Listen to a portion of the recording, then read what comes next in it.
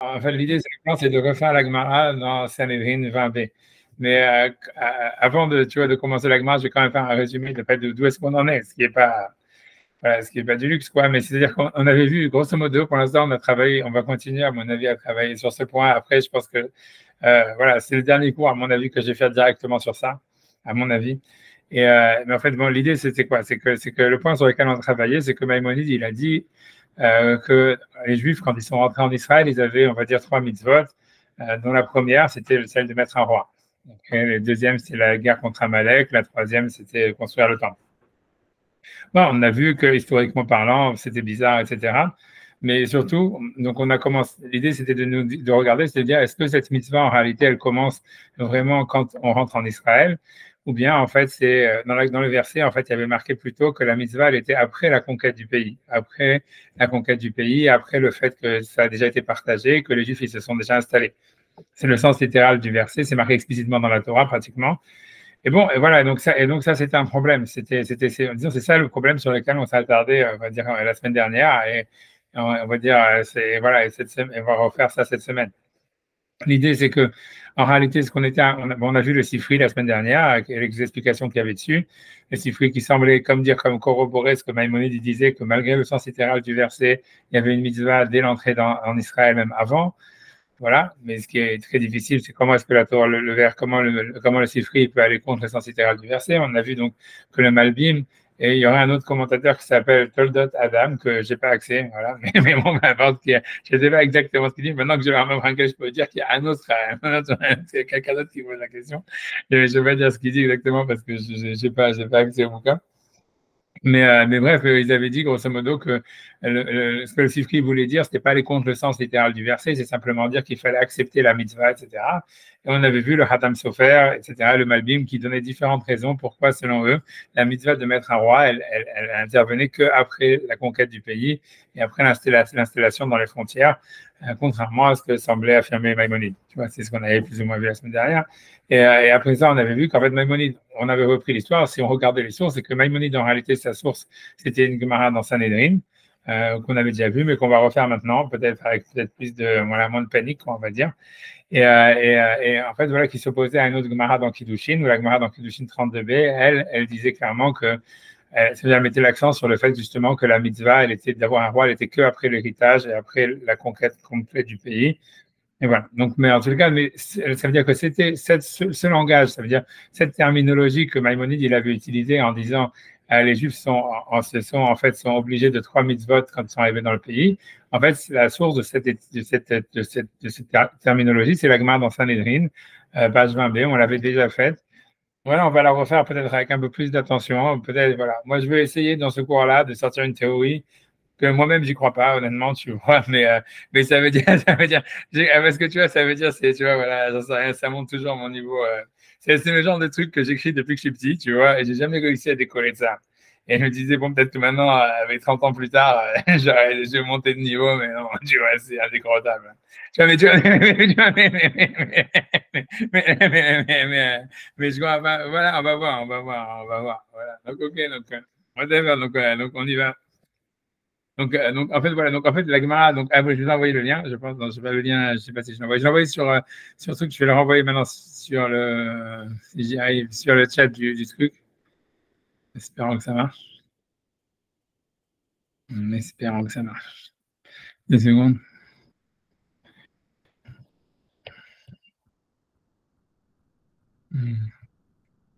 Voilà.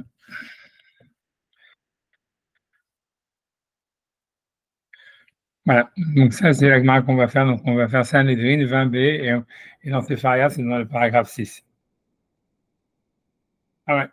Donc, en fait, ok. Donc, la Gemara, donc, je lis la Gemara d'abord, et après, on fera peut-être le truc. C'est Amar Rav Yehuda, donc c'est Amar Rav Yehuda Amar Shmuel. Rav Yehuda dit au nom de Shmuel, quand la Hamon de Parashat Melech, ça veut dire tout ce qui a été dit dans la paracha du roi, Melech Mutarbo. Le roi, il a le droit de le faire. Je vais expliquer 2 secondes après qu'est-ce que ça veut dire. Rav Amar, l'onemra parashazo. Rav dit cette paracha, elle a été donnée, et là, les Hayem Alehem, c'est uniquement, elle a été donnée que pour leur faire peur. Bon, après, la suite, on va déjà s'arrêter là 1 seconde avant de faire le Shneimar. Mais de quoi ça parle déjà? Donc, en fait, ça parle d'un texte. Cette Gemara, elle fait référence à un texte dans le livre de Samuel. Si vous voulez, dans Sepharia, je pense que si tu cliques dessus, ça t'ouvre le texte. C'est Samuel 1, chapitre 8, et c'est du verset 11 à 17, où en fait, tu vois, donc c'est ce texte, donc c'est le texte c'est quand les Juifs, ils demandent un roi à Samuel, donc après 300 ans être arrivé en Israël, ou même plus. Et donc, en fait, Samuel, il leur dit, mais comment vous, ça veut dire, il leur dit, vous êtes vraiment certain que vous voulez un roi? Voilà tous les prérogatives que le roi a, voilà tous les droits qu'il a. Et en fait, il commence à leur citer, voilà, donc, si on va faire le texte dans les mots, hein, ça prend 2 secondes. Et en fait, donc, ça parle des droits que le roi, il a sur les Juifs. Donc, le verset là-bas, il dit, donc, à partir du verset 11, je pense, il dit, Vayomer Zeye Mishpat Amelech, il leur a dit ceci, la loi du roi, Ashayim Loch Alechem, qui régnera sur vous, Et Benechem Yikach, vos enfants, il les prendra, Vesamlo Bemer Kafto, et il les mettra sur ses chars. On veut Farashav, a priori, ça veut dire c'est dans ses chevaux. Veratsu Lifne Merkafto, et courront devant son char. Velasum lo Sahe à la fille, mais pour apprendre des enfants de vous, pour les mettre comme chefs de 1000, c'est-à-dire des généraux, Vesahe Hamishim, des chefs de 50, Vela Harosh, ou pour même labourer, Harisho, ça veut dire son champ, Veliktsor Ketsiro, et pour récolter sa récolte, Vela Asot Kelimil Hamto, et pour se forger des armes, ou Klerichbo, et pour ses chars, Vel Benotechem, et vos filles, Ikar Lerakachot, il les prendra comme Akachot, comme je dis en hébreu moderne, c'est des pharmaciennes, mais ça veut dire, à la base, ça veut dire des parfumeuses. Ou le tabahot, et ça veut dire, ça veut dire et ça veut dire comment dire, des femmes, comment dire, des cuisinières. Mais alofot, ça veut dire ceux qui font comment dire, des boulangères, on va dire. Vet sadotechem, et ça veut dire et vos champs, vet karmechem, et vos vignes, vedetechem, et vos oliviers, atovim, les meilleurs, ikar, il les prendra pour, venatan le avadav, il les prendra et les donnera à ses esclaves. Vezarachem karmechem, yaasor, il prendra 1/10 de tout ce que vous récoltez. Benatan les sarissa velavadav, il le donnera à ses sarissim, à ses eunuques et à ses esclaves. Vetavdechem, vetifotechem, et ça veut dire et vos esclaves et vos servantes. Vetbachochem atovim, et vos meilleurs employés. Vetchamorechem, et vos ânes. Ikar, qui les prendra lui, va salim l'arto, et les utilisera pour son travail. Sanchem Yassor, il prendra un impôt de votre troupeau, Vatem Tiyelo Lavadim, et vous serez pour lui comme des esclaves.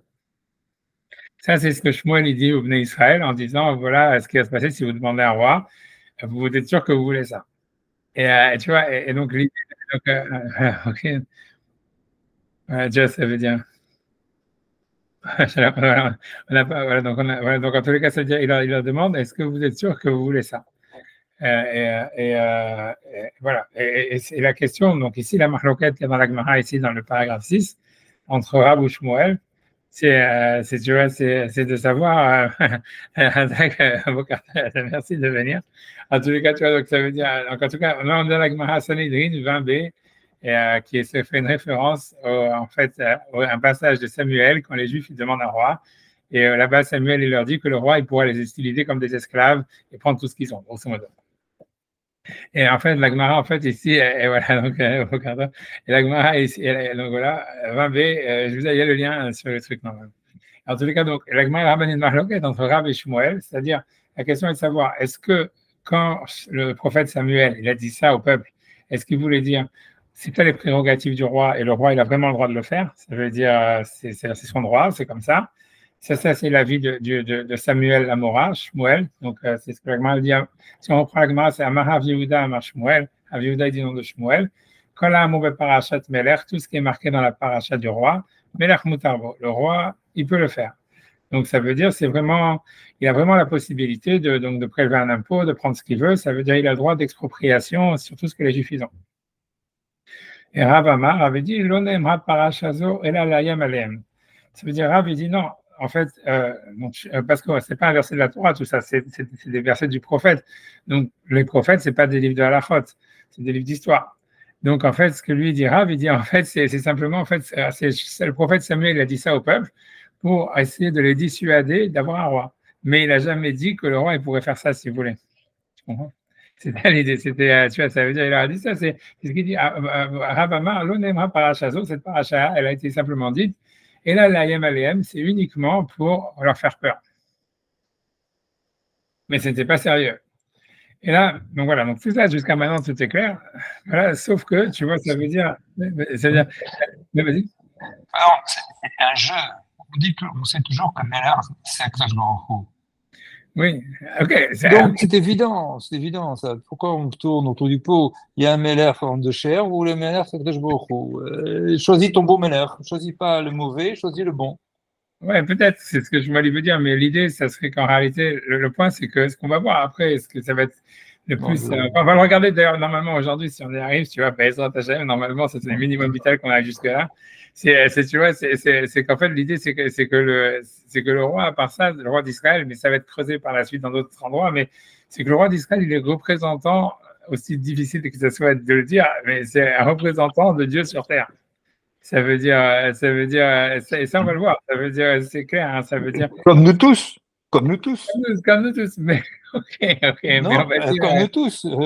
mais ça veut dire, c'est vrai, c'est vrai, mais dans le sens où,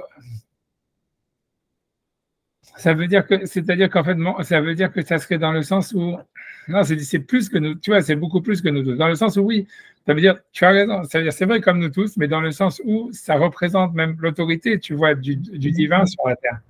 Tu Comme vois, nous tous. c'est-à-dire que, Il ouais, ne faut pas minorer notre possibilité, notre potentiel et notre oui, pouvoir. d'accord, non, non, c'est sûr qu'on est tous des représentants d'Hachem dans le monde, mais le On est truc, tous des rois. On voit chaque juif est un PDG. oui, non, mais Déjà. il y a marqué qu'on a Mais vu. en plus de ça, c'est un roi. Non, c'est ce qui est marqué. Comme je t'ai dit déjà l'histoire, que la Mishnah dans Rayot, elle dit que si jamais tu peux sauver un roi ou un Talmid Chacham, tu sauves le Talmid Chacham parce que n'importe quel juif peut être roi, en fait, n'importe quel juif peut devenir un Talmid Chacham.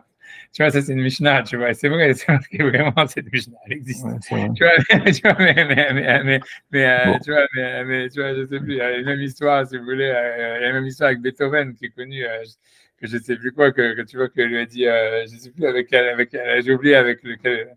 J'ai oublié les noms du type, mais enfin, grosso modo, parce que Beethoven, un mec qui avait une personnalité très forte. Et, je ne sais plus avec quel empereur allemand, je ne sais pas quoi, une fois il lui parlait tout ça, il a fait tomber son chapeau, il a dit l'empereur, il lui a dit ramasse-le. Elle a dit, ouais, qu'est-ce que c'est, pourquoi et tout ça, etc. Machin. Elle lui dit, toi, si tu crèves, qui sait qu'il y a ton fils, il va prendre, il avait son fils à côté, il a dit, ton fils, il est juste derrière toi pour prendre ta place. Moi, si je crève, personne ne va prendre ma place. Ouais, mais c'est exactement ce que la Mishnah dans Rayot, elle dit, tu vois.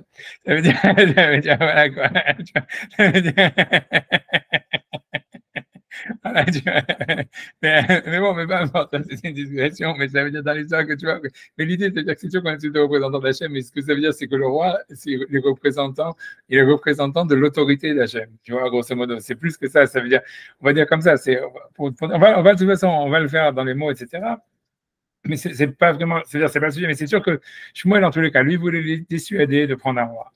Et donc, il aurait dit ça pour les dissuader, en disant ne croyez pas que ça va être pour vous facile parce que vous allez avoir un roi. Non, en fait, voilà, il va vous faire tout ça, mais c'est pas que le roi il aurait le droit de le faire. C'est simplement, en fait, tu vois, ce qui nous intéresse, c'est au niveau de la légalité du pouvoir du roi. Tu vois, est-ce que le pouvoir du roi, il inclut vraiment tout ça ou pas? Et Shmuel, donc, lui dit que le roi, il a véritablement tous ses pouvoirs. Et c'est ça la halakha, quoi, comme le Rambam, le Rambam, il pense que c'est la halakha, et c'est sûrement ça la halakha, puisque la halakha est comme Shmuel contre Rav en ce qui concerne les problèmes d'argent. Alors ça, c'est un problème d'argent à la base. Et donc, ça veut dire que, ça veut dire c'est ce qui est un droit d'expropriation, etc., tu vois. Voilà, donc, Shmuel, en tous les cas, il dit, le Bamora Shmuel, il dit que quand Samuel il a dit ça, c'était véritablement les droits du roi, c'était pas une exagération, c'était pas du bluff, quoi. Mais Rav, il dit non, l'onema parachazo, et là, la yam ça veut dire Rav, il dit non, Shmuel, il a bluffé, il disait ça pour leur faire peur, mais c'est clair que le roi n'a pas tous ses droits et que le Sanhedrin, si jamais il voit un roi qui essaie de faire ça, il doit le stopper. Tu vois, bref, tu vois, ça serait ça, c'est une marloquette, quoi, tu vois, ça serait ça, c'est la marloquette. Mais la difficulté, tu vois, c'est pas notre sujet à nous, puisqu'on, pour l'instant, c'est pas ça qui nous intéresse, on n'est pas encore là. Mais ce qui est la grosse difficulté dans la Gemara par la suite, c'est que Rav, il ramène un parsouk et il dit, Et donc, il a donné cette paracha pour leur faire peur, chez Nehemar, parce que le verset dit Sam tassim alecha melech, ça veut dire tu mettras sur toi un roi. Donc, ça, c'est un des versets qu'on avait vu la semaine dernière, qui semble être une mitzvah positive de mettre un roi. Et il dit Shete emato alecha, que tu aies peur de lui. Et en fait, on ne comprend pas vraiment, tu vois, ça veut dire, voilà. Donc, ce que ça veut dire, ça, si on prend la Gemara au sens littéral, le fait que Rav il ramène ce verset, ça voudrait dire en réalité que ça veut dire il y a une mitzvah spécifique.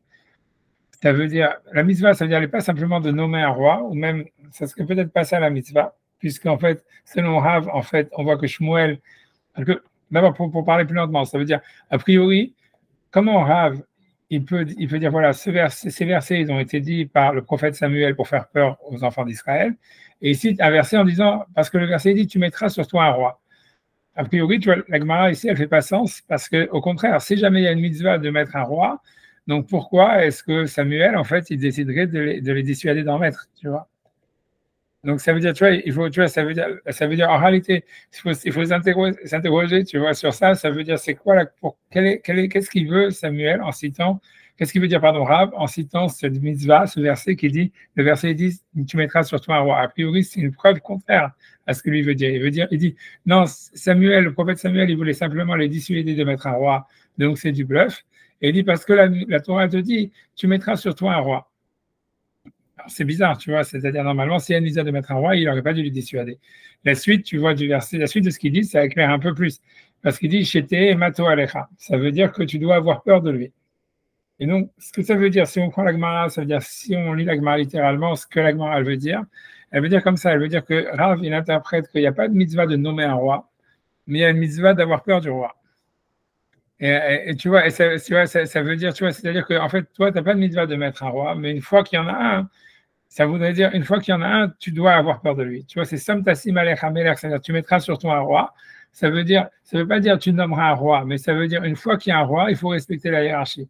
Et il faut avoir peur de la hiérarchie. Et donc, c'est pour ça, donc, a priori, quand Rav dit que le prophète Samuel, il voulait leur faire peur, c'est pas vraiment qu'il voulait leur faire peur pour les dissuader de mettre un roi, c'est qu'il voulait leur faire peur pour que quand ils vont choisir le roi, ils aient peur du roi.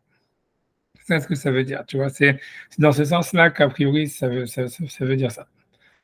Ok, tu vois, on va dire ça, tu vois, on va dire ça. A priori, Rashi va dans ce même sens-là, tu vois. On peut faire Rashi sur ça déjà, si vous voulez.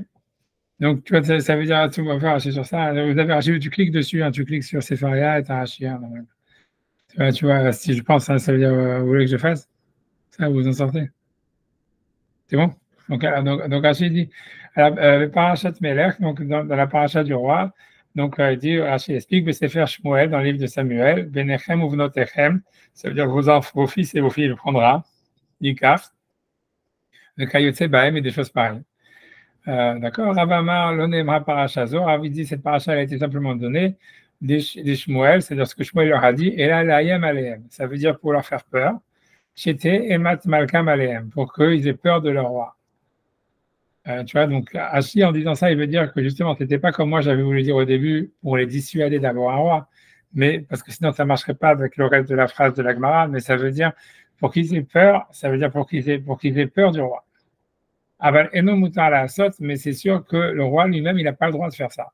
Dans le sens où il y aurait le Sanhédrin qui serait un contre-pouvoir qui devrait l'empêcher de le faire. Ça, c'est l'avis de Rav. Ensuite, tu vois, ok, on peut s'arrêter. Pour l'instant, on fait ça, on continue la Gemara. Tu vois, donc, ok, tout va bien. Sauf que, je vais vous expliquer pourquoi, en fait, c'est un peu révolutionnaire, parce que tu pourrais dire, ah ouais, bon, voilà, qu'est-ce qu'on a dit, on l'avait déjà fait il y a 2 semaines et tout ça, rien avancé. Mais le truc, c'est que, tu vois, si, parce qu'en fait, tu vois, c'est-à-dire qu'on n'avait pas remarqué, enfin, moi, je n'avais pas remarqué qu'en fait, Rav, il vient exclure le fait qu'il y aurait une mitzvah de mettre un roi. Et surtout, mais par contre, il y aurait une mitzvah, en fait, a priori, c'est-à-dire d'avoir peur du roi.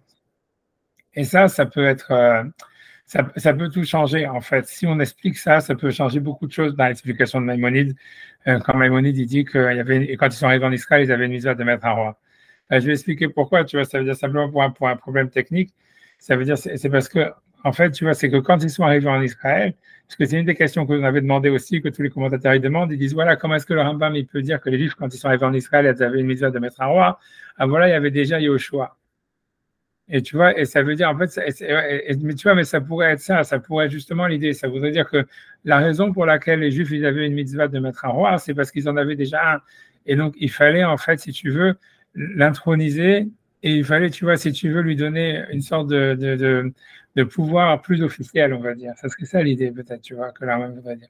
Parce que la mitzvah, elle serait plus, tu vois, ça veut dire, Som Tassim Alecha Melech, ça serait plus une mitzvah de, si tu veux, de mettre le roi sur un piédestal, plutôt qu'une mitzvah de nommer un roi.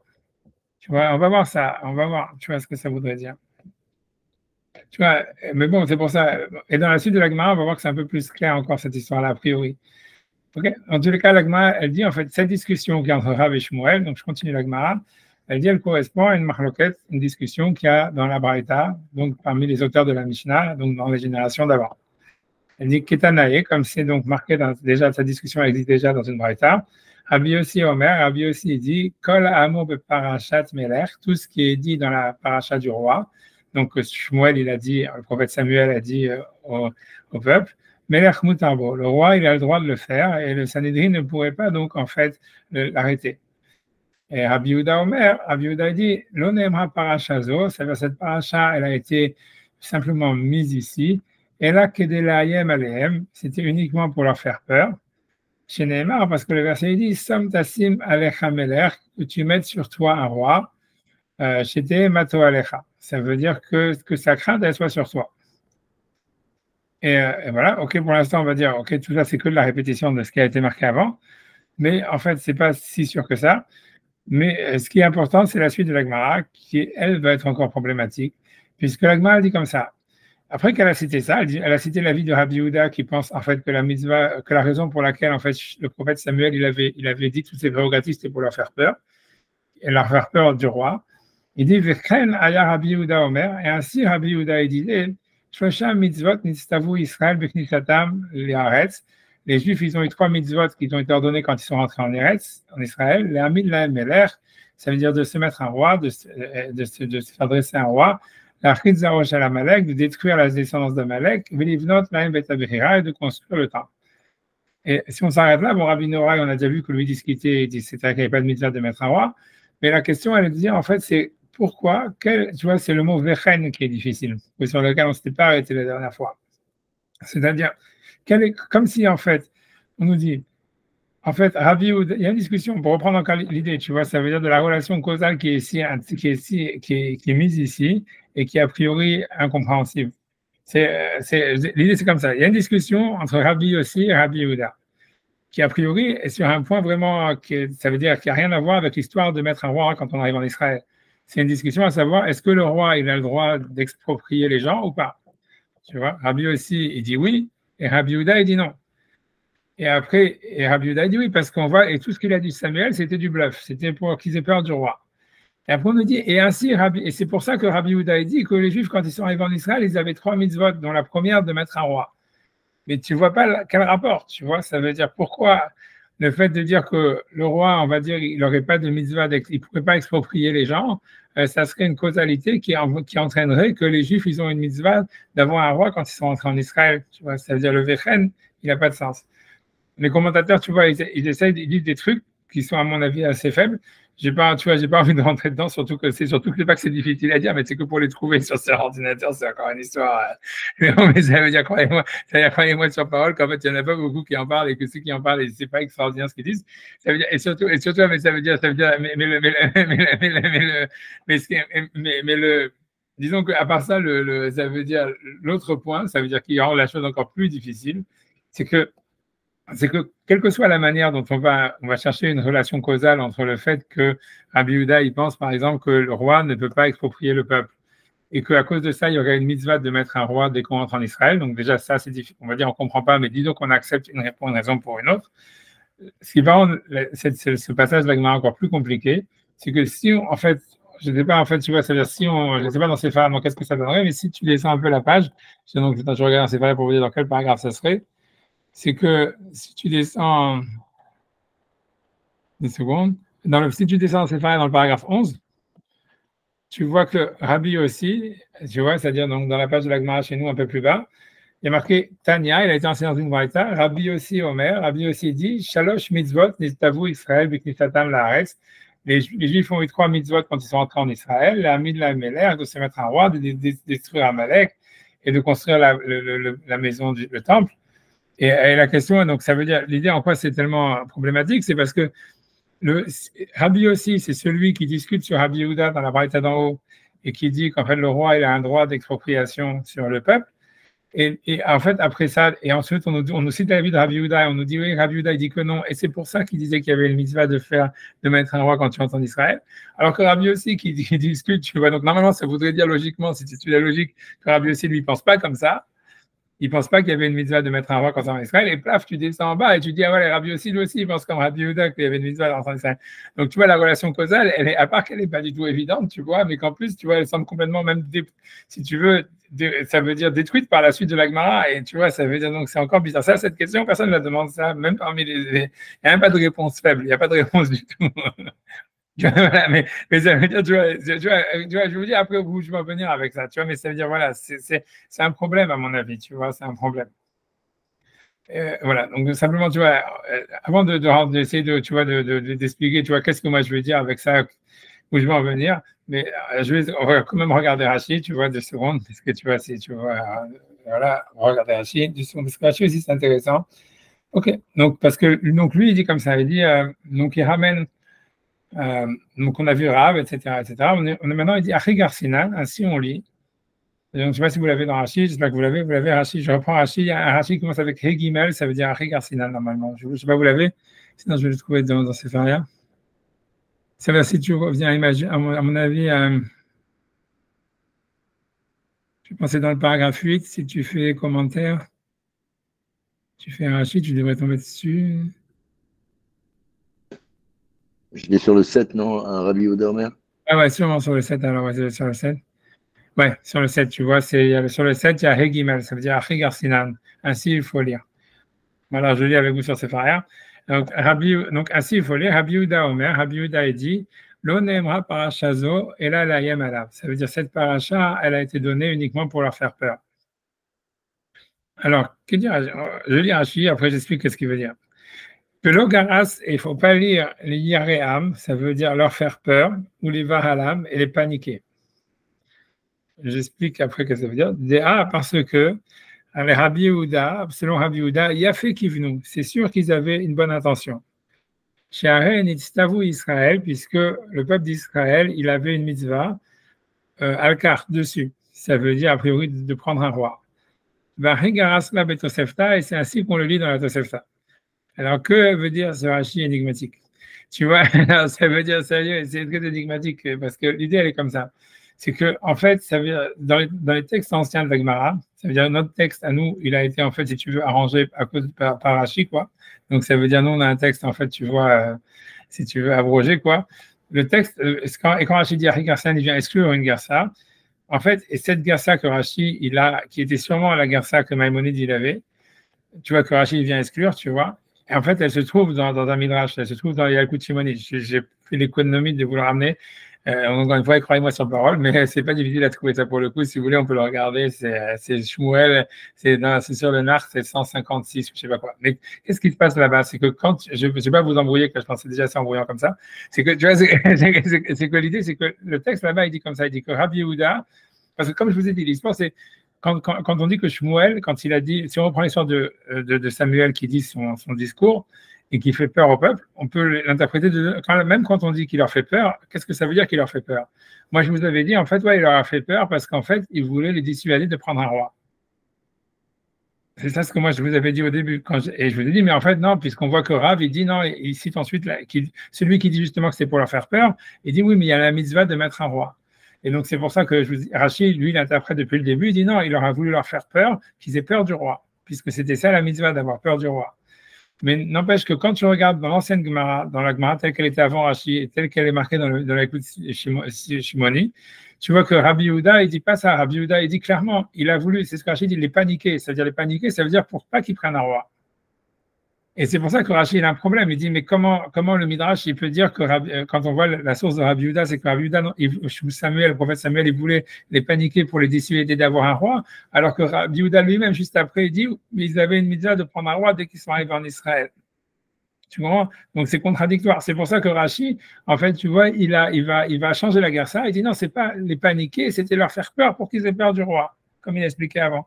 Mais en fait, dans le Midrash, en réalité, tel qu'il est, dans le Midrash Yalkut Shimoni, si vous voulez, qu'il a la source de ce que la Gemara cite, et dans les textes anciens de la Gemara que Rashi il avait et que le Rambam il avait, il y avait marqué en fait qu'il y avait encore, c'était encore plus aberrant. Ça veut dire, nous, on a vu qu'il y a un petit coin de logique que qu'est-ce que ça veut dire, quelle est la connotation, tu vois, quelle est la relation entre le fait que Rabbi Yehuda dit Samuel, il a parlé pour leur faire peur, et le fait de nous dire juste après, et ainsi Rabbi Yehuda disait qu'il y avait une mitzvah de mettre un roi dès qu'ils sont rentrés en Israël. On a demandé c'est quoi la connexion, tu vois. Pour nous, c'est simplement une interrogation de qu'est-ce que ça veut dire. Mais dans le texte de la Gemara originale, c'était encore pire, parce que c'était Rabbi Yehuda, il disait Samuel, tu vois, en fait, il leur avait fait peur pour qu'ils prennent pas de roi. Et ainsi, Rabbi Yehuda, il disait, quand les Juifs sont arrivés en Israël, ils avaient une mitzvah de mettre un roi. Tu comprends? C'est ça le texte original. Donc, tu vois, tu comprends l'histoire. Et que Rashi vient te dire, il vient enlever. Donc, c'est encore plus bizarre, tu vois, c'est encore plus, tu vois, non compréhensible, tu vois. Et voilà, c'est là que c'est, tu vois, ça veut dire, non, tu vois, c'est très difficile de comprendre. Mais ce que moi, je vais expliquer, je vais essayer de dire, ça voudrait dire comme ça. C'est pour ça que je vais vous dire que l'idée, c'est que, à mon avis, ce que ça veut dire, c'est comme ça, c'est que dans la Gersa originale, et moi, je pense, en fait, c'est comme ça, tu vois, ça rentre très bien dans les mots de la Gemara et tout, c'est que, en fait, Rabbi Yehuda, et c'est à mon avis même ce que Rav il pense, eux ils pensent qu'il n'y a pas de mitzvah, que la mitzvah si la mitzvah elle est de mettre sur soi un roi, c'est pas une mitzvah de mettre sur soi un roi, de nommer un roi et de lui donner des prérogatives, de lui donner en fait, tu vois, des droits ou quoi que ce soit, ou de lui donner un statut. La mitzvah elle est d'avoir peur du roi. Donc ça veut dire que, donc ça expliquerait ça voudrait dire que en fait, pour expliquer logiquement, si je vais vous faire les maths de tout ce que moi ça sort, c'est-à-dire, voilà, ça c'est ce qui sort de la Gemara, on peut déjà s'arrêter là, je vais vous faire moi les mathématiques de moi ce que je déduis, tu vois, ça veut dire, comme moi je vois ça, si tu fais des maths, qu'est-ce que ça donne? Si tu fais des maths, ça veut dire, ça donne ça, ça veut dire, en fait, tu réfléchis, tu dis, voilà, en fait, c'est comme s'il y avait deux mitzvot, tu pourrais dire comme ça, que, en fait, c'est comme s'il y avait deux mitzvot, tu aurais une mitzvah, en fait, même si on dit que c'est-à-dire il y aurait quelque chose de positif. S'il y a une mitzvah positive, selon Rabbi Yehuda, si on garde l'ancienne, c'est-à-dire la Gersa telle qu'elle était ancienne, et même dans notre Gemara, ça transparaît, puisqu'il y a quand même une relation causale, ça voudrait dire comme ça, c'est qu'il y a une mitzvah d'avoir peur du roi. Ça veut dire qu'il y a une mitzvah de respecter l'autorité, tu vois, et de lui donner, en fait, une sorte de, tu vois, ça veut dire de force, tu vois, ça veut dire presque transcendante, on va voir. Ça veut dire un sens presque divin et que cette autorité, elle soit vraiment complètement indiscutable. Tu vois, ça veut dire et ça serait une mitzvah, mais et ça, on veut dire c'est une mitzvah a priori que les Juifs ils auraient eu dès qu'ils sont rentrés en Israël. Ça veut dire et même avant sûrement, mais ça veut dire qu'on va voir qu'en Israël, ça voudrait dire que le statut change. Ça veut dire de cette autorité, le statut de l'autorité change quelque part. On va voir comment, pourquoi, etc. Mais ça voudrait dire, et c'est ce que ça voudrait dire. Par contre, la mitzvah de nommer un roi, ça veut dire qu'il y aurait vraiment sur lequel une couronne, qui peut faire des exactions, qui tu vois, ça veut dire que ça va dans le statut du roi, c'est-à-dire qu'il a une possibilité d'exproprier les gens, etc. Ça, selon Rabbi Yehuda, ça serait une avéra, ça serait quelque chose de négatif, que même si la Torah elle a mentionné en disant vous allez demander un roi pour être comme toutes les nations, etc. En fait, tu vois, c'est ce que lui, Rabbi Yehuda lui-même, il est d'accord qu'en fait, c'est pas quelque chose de positif. C'est pour ça que Samuel, il a essayé de retarder ça au maximum et que c'est pas quelque chose en fait qu'il faudrait avoir.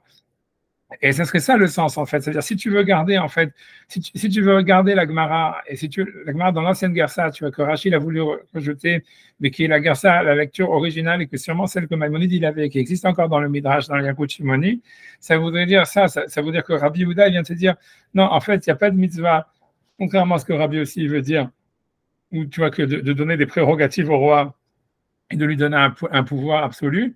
Mais par contre, il y aurait une mitzvah générale qui ne s'est pas limitée en fait à la royauté, mais une mitzvah plus, on va dire, tu vois, plus, tu vois, je ne sais pas, philosophique ou sociétale ou sans rien, que c'est ça ce que la Torah elle a dit, tu mettras sur toi un roi, ça veut dire il faut que tu aies un respect total pour l'autorité, et non seulement ça, il faut essayer de renforcer l'autorité au maximum.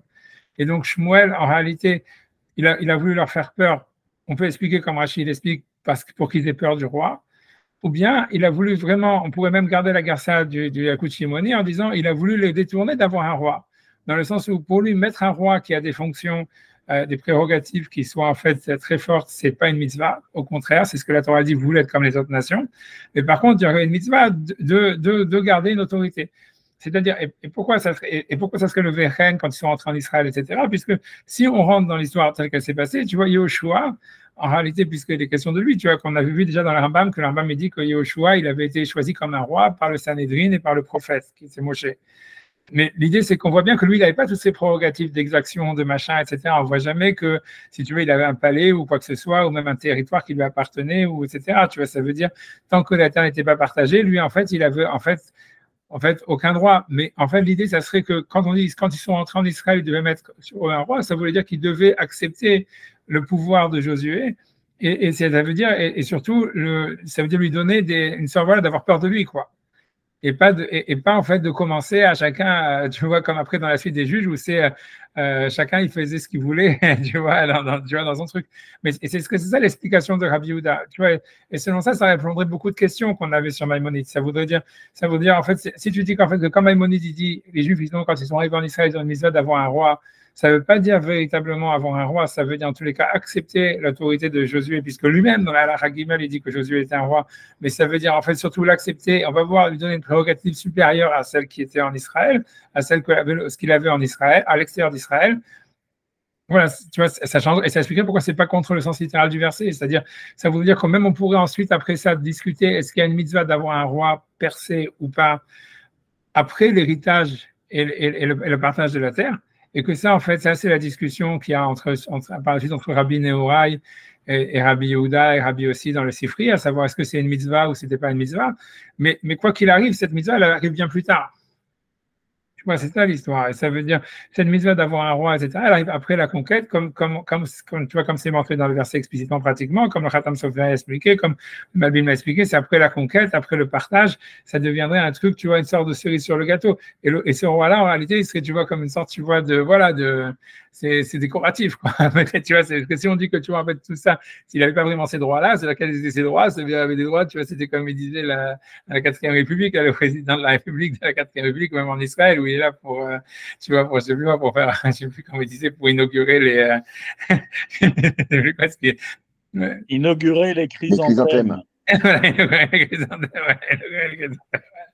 Mais ça serait ça l'idée, tu vois, je pense que c'est ça que Rabbi Yehuda, et ça expliquerait, tu vois, en fait, la Gemara, ça expliquerait l'ancienne Garça que Rachid a voulu enlever parce qu'il tu vois, il n'arrivait pas à la justifier. Mais je pense qu'on doit garder quelque chose de similaire même dans la Garça qui est en face de nous, puisque pour comprendre la relation causale de comment est-ce qu'on peut dire, ah voilà, Rabbi Yehuda, puisque Rabbi Yehuda dit, il y avait pas le roi n'a pas tous ses droits tu vois, d'enlever d'exproprier, etc.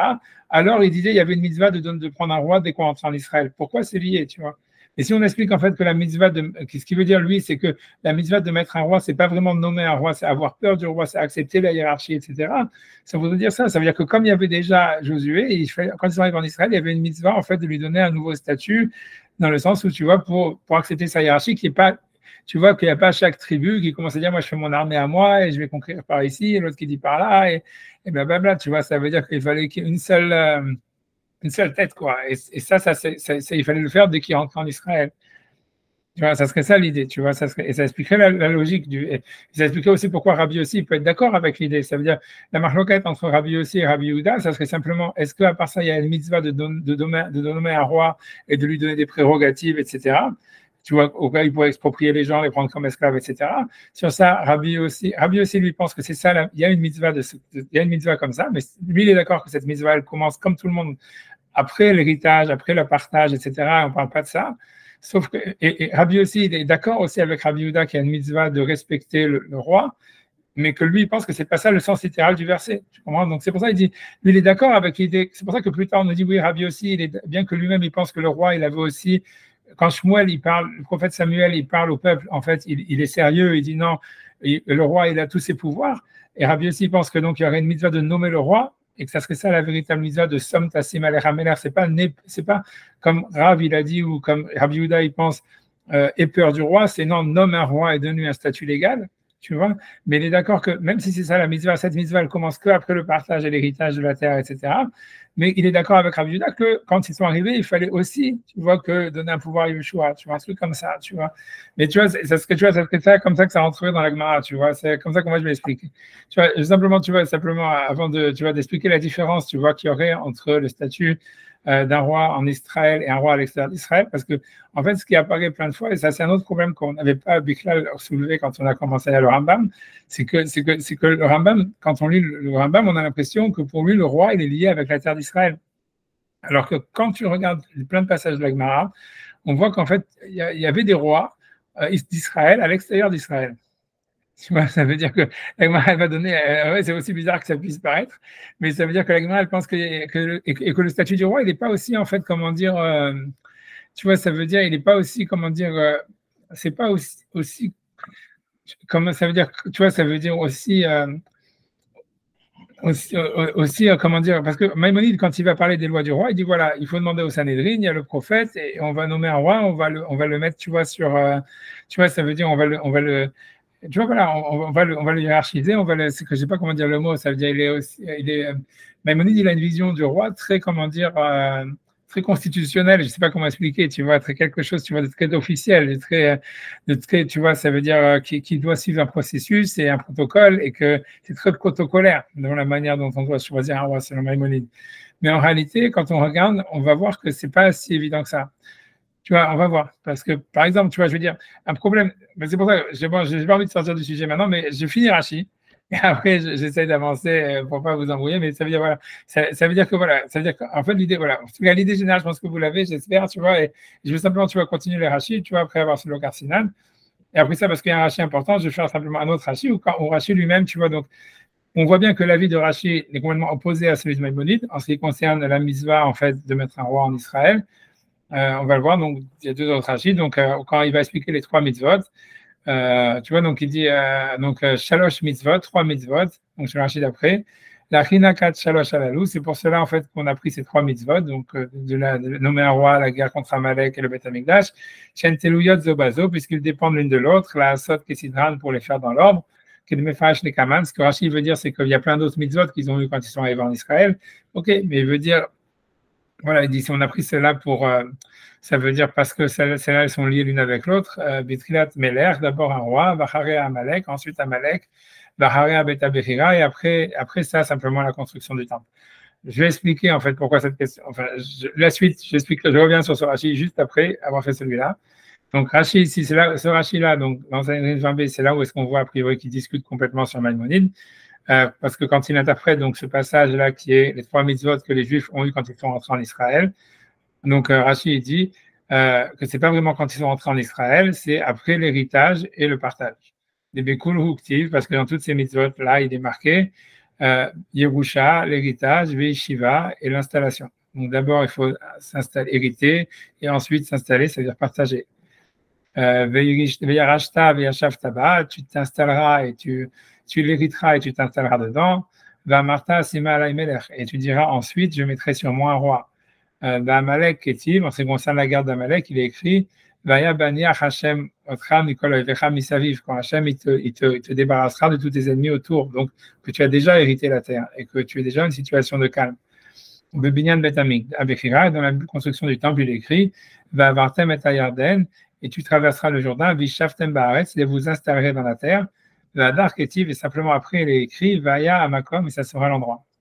Donc, ça veut dire tout ce Rashi, ce qui veut dire, c'est on veut dire, en fait, contrairement à ce que Maïmonide dit, c'est que bien que la Gemara, elle dit textuellement, quand vous êtes rentré en Israël, Rashi veut dire, c'est impossible que la Gemara, elle va contre ce qui est marqué clairement dans les versets. Donc, lui, il dit, en fait, il ne faut pas prendre la Gemara au mot, tu vois. Et maintenant, tu vois, c'est un peu, donc, qu'est-ce que ça Maïmonide, tu vois, mais, ouais, tu vois, ouais. Mais c'est aussi contre ce qui s'est passé, c'est ça que j'arrive pas à comprendre chez Maïmonide. Parce que finalement, le Tanakh, c'est quand même l'histoire, c'est la suite de la Torah, je veux dire. Ouais, mais ça veut dire. Ils n'ont pas fait tout de suite. Pourquoi une halakha qui ne pourra plus jamais avoir lieu, puisque on s'est installé une fois et. C'est pas vrai. Ça veut dire, en fait, tu vois, non, c'est pas que ça peut jamais avoir lieu. C'est comme je vous dis, le langage de Maïmonide, il est étonnant, tu vois, comme tu dis, il est ambigu, tu vois, sur cette histoire-là, quand il ramène ce langage, qui est le langage de la Gemara. Mais, tu vois, mais ça veut dire. Ce que veut dire, si on explique comme moi j'ai dit, tu vois, qu'en fait, ça veut dire la mitzvah, c'était de prendre Yoshua et de lui donner un pouvoir, ça s'est peut-être passé, tu vois. Est-ce que ça voudrait dire ça? Et ça serait même quelque chose qui serait, en fait, si tu veux, comment dire, actuel, ça voudrait dire, l'idée, ça serait, tu dois accepter le gouvernement que tu as. Tu vois, et tu vas lui donner une autorité, tu vois, presque, comment dire, transcendante. Cette explication, honnêtement, c'est complètement, tu vois, corrobore, alors que lui, ça veut dire Rav Kook qui fait pas du tout le même calcul que moi. Mais dans cette échouva de cette voie où lui dit, tu vois, en fait, ouais, que le gouvernement israélien, c'est Dieu ça, en fait, il arrive exactement à cette conclusion, tu vois, exactement. Avec des autres calculs complètement différents que moi-même, je n'ai pas regardé encore, ni rien. Mais je sais que, tu vois, quand j'ai passé en Razmot, tu vois, le truc, quand il parle sur ça, c'est exactement, il arrive exactement à ça. Tu vois, c'est pour ça que ça me pousse à penser que c'est faux, parce que moi, je pense que tout ce qu'il dit à vous, que c'est faux. Tu vois, mais tu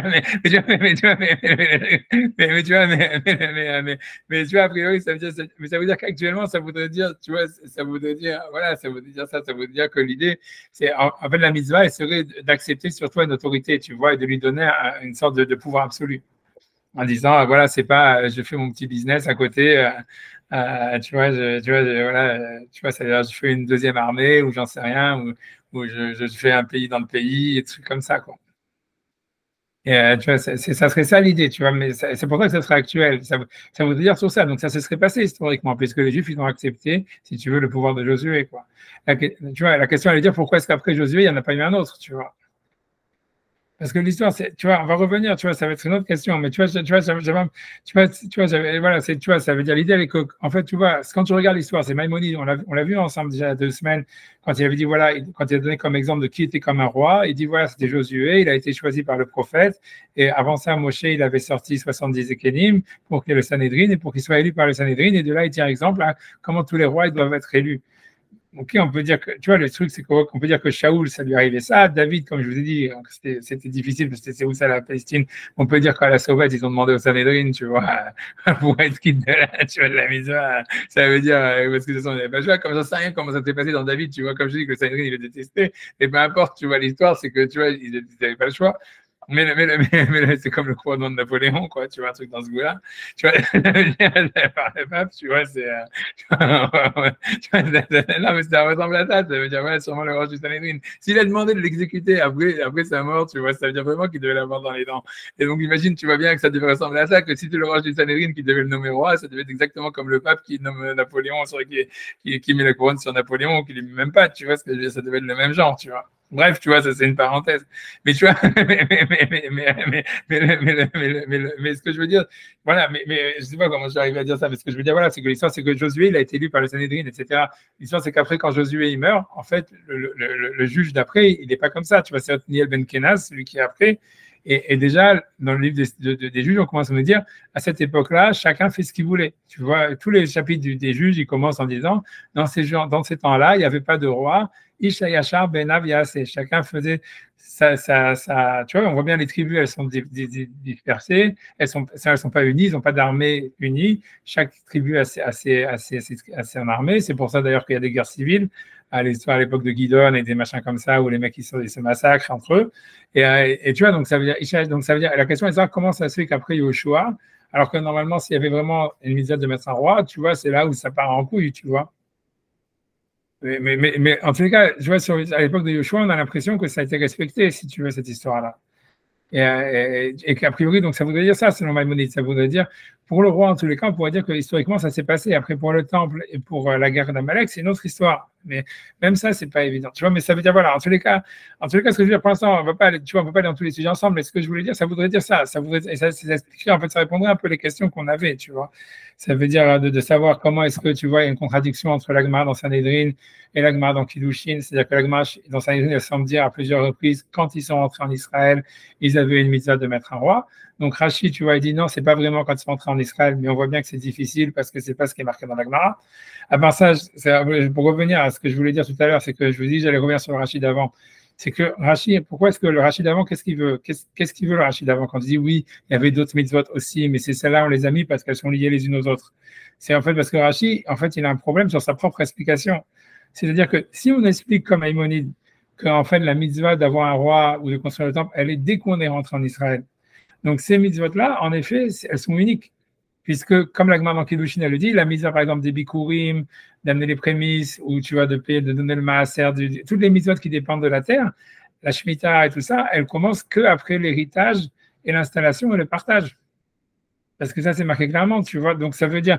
Donc, c'est pour ça que, donc, selon Maïmonide, on comprend pourquoi la Gemara dit il y a 3 mitzvot. Parce que ces 3 mitzvot, elles étaient obligées, elles ont été commandées avant l'héritage, avant le partage, avant l'installation. Mais selon Rashi, tu vois, c'est parce que Rashi lui-même, dans le Rashi d'après, il va dire oui, ces mitzvot, en fait, quand la Gemara dit quand ils sont rentrés en Israël, ça ne voulait pas dire vraiment quand ils sont rentrés en Israël, ça voulait dire après le partage et l'installation.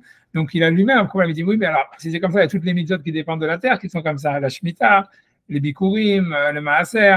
Alors, qu'est-ce que la Gemara nous dit de 3 mitzvot? C'est une ribambelle de mitzvot. Alors, c'est pour ça qu'il a besoin de répondre, encore une fois, une réponse difficile, tu vois, de dire, ouais, parce qu'elles sont liées les unes avec les autres, mais c'est une réponse difficile, tu vois. Ça veut dire tout ça, c'est Rachid, il est conscient qu'il est en train de, tu vois, si tu veux, de violer le texte de la Gemara, si on peut parler comme ça.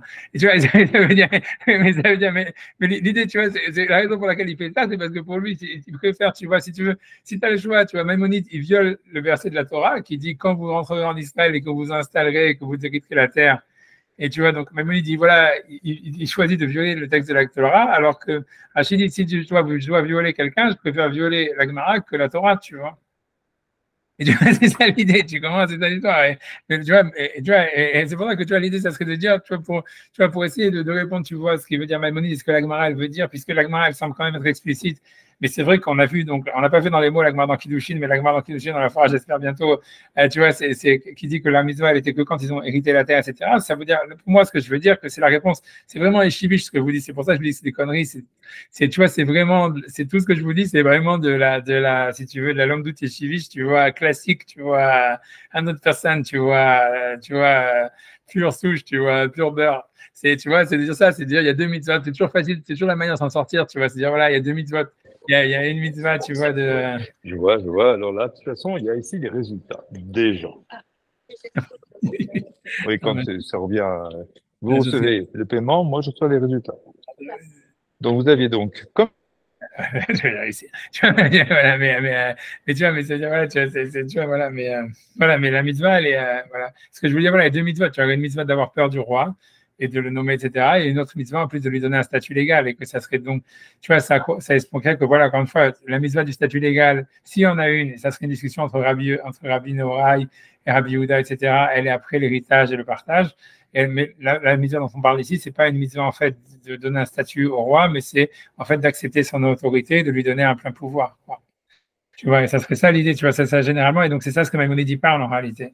Mais pourquoi c'est une réponse faible, avant de commencer à continuer à élaborer un peu dessus, mais c'est parce que, en fait, si c'était vrai, Maïmonide aurait dû le dire, tu comprends, on n'a pas l'impression, tu vois, que dans la suite, dans la Hagima, il dit oui, il faut le Sanhedrin, il faut un prophète, et tout ça, c'est des réponses faibles parce que, tu vois, ça veut dire qu'elles ne sont pas marquées, tu vois, ça veut dire, c'est justement parce que c'est toi qui dois les dire qu'elles sont faibles, tu vois.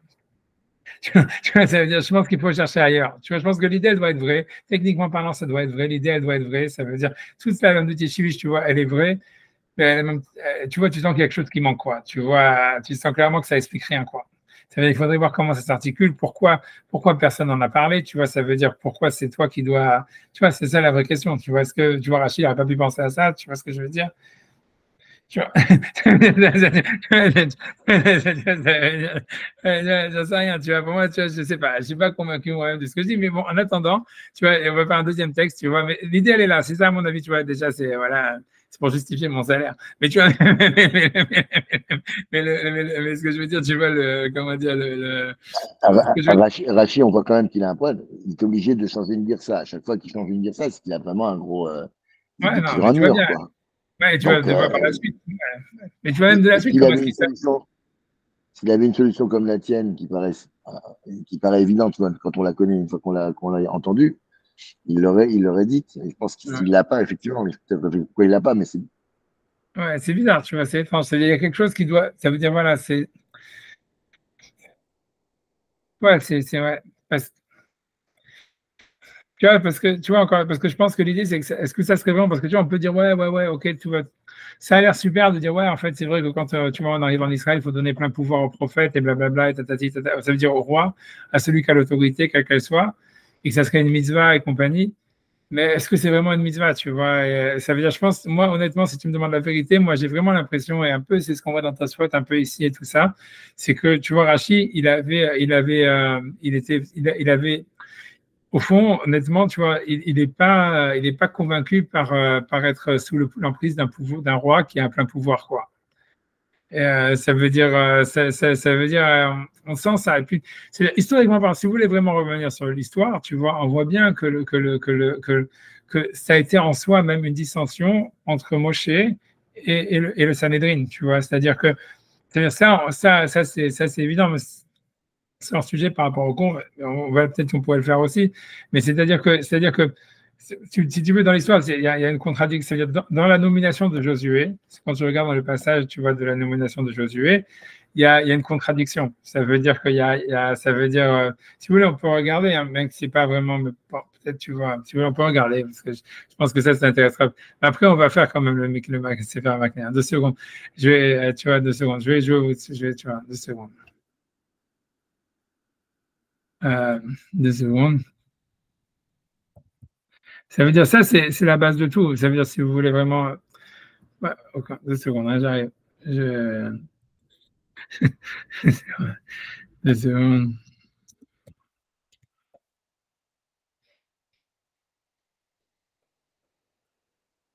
Tu vois, ça veut dire, voilà, c'est si jamais. 1 seconde. 1 seconde, comment on va faire?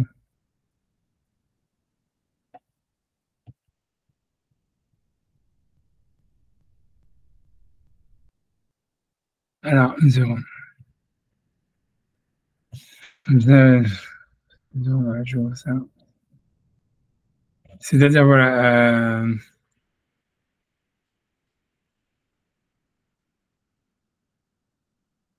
Tu vois, c'est-à-dire, en fait.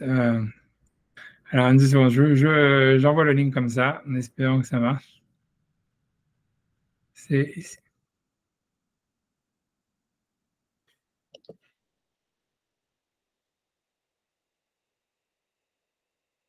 voilà,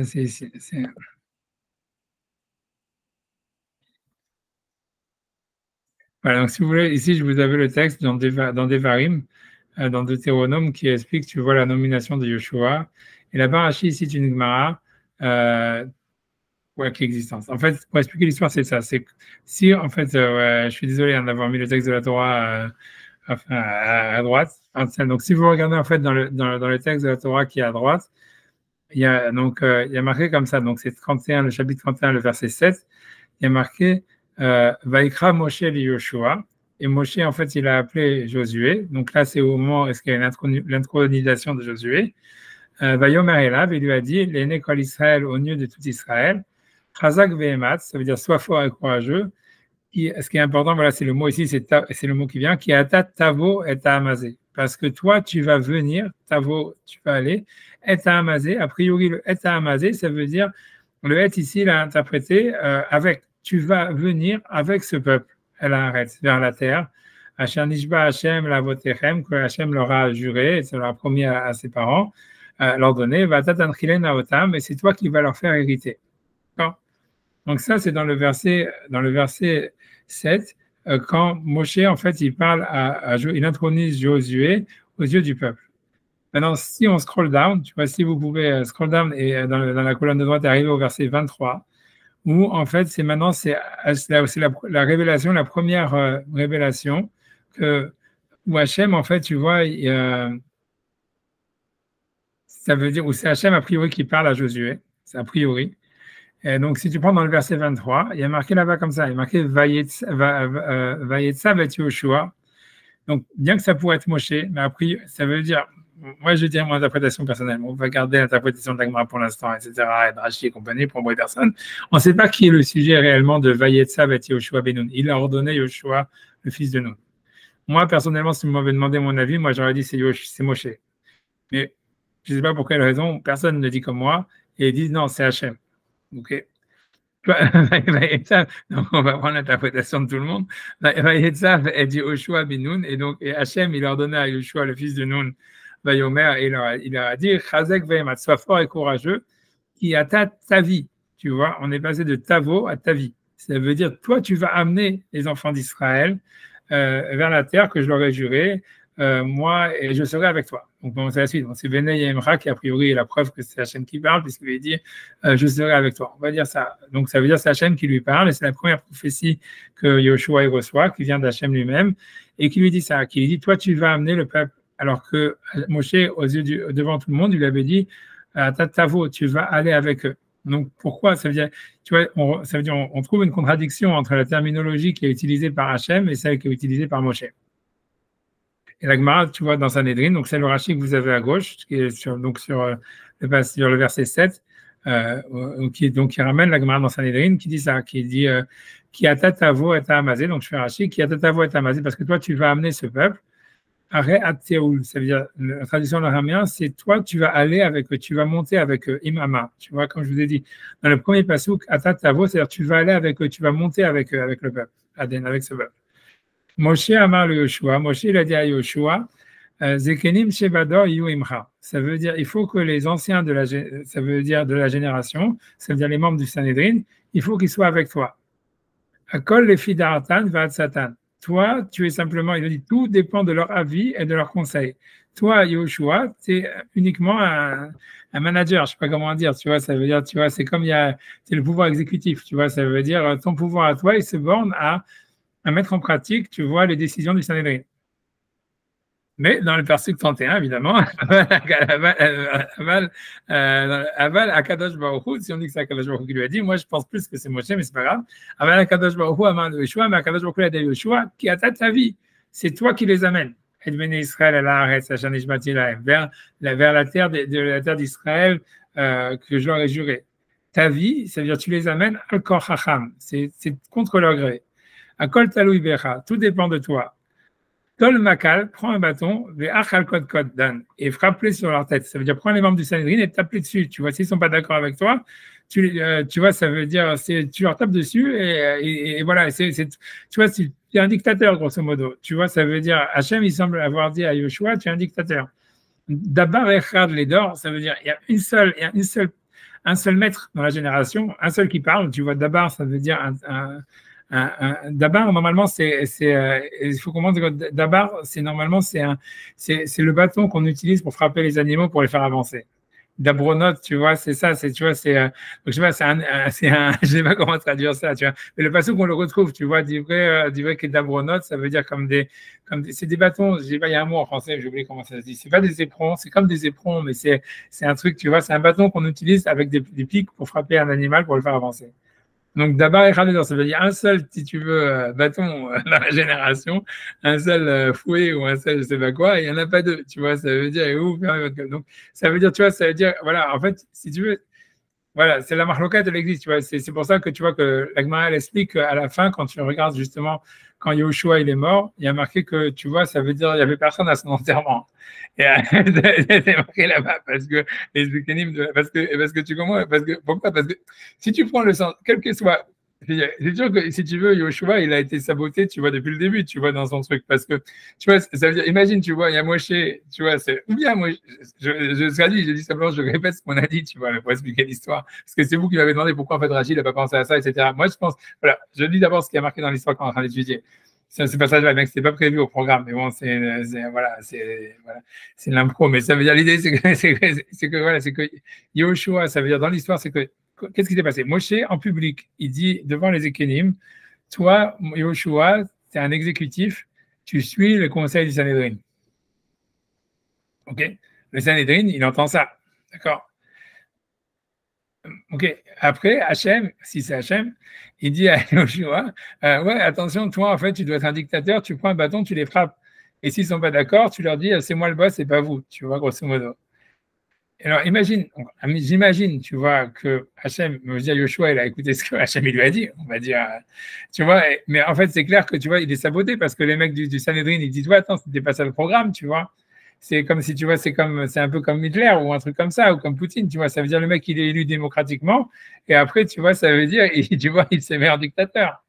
Et donc, tu vois, et c'est comme ça qu'il s'est conduit. Donc, c'est pour ça que quand tu regardes dans la fin de la vie de Yoshua, il y a marqué qu'en fait, si tu veux, à son enterrement, personne n'y était, tu vois, parce que les Ékénim, ils avaient une super mauvaise opinion de lui en disant, ouais, c'est un mec que Moshe lui avait dit simplement d'être un exécutif, et tu vois, il nous a complètement court-circuité, il a pris tous les pouvoirs. Et ça expliquerait, tu vois, et après ça, la Gemara continue, si tu veux, là-bas, à dire que c'est pour ça aussi que quand tu regardes, tu vois, tous les Ékénim du Sanhédrin là-bas, ils n'ont pas une longue vie. Parce qu'en fait, Hachem, il les a punis pour avoir fait ça, tu vois. Tu vois, mais le truc, tu vois, mais grosso modo, tu vois, et ça explique après pourquoi ça devient, tu vois, le foutoir juste après, tu vois, ça veut dire, tu vois, ça veut dire, ouais.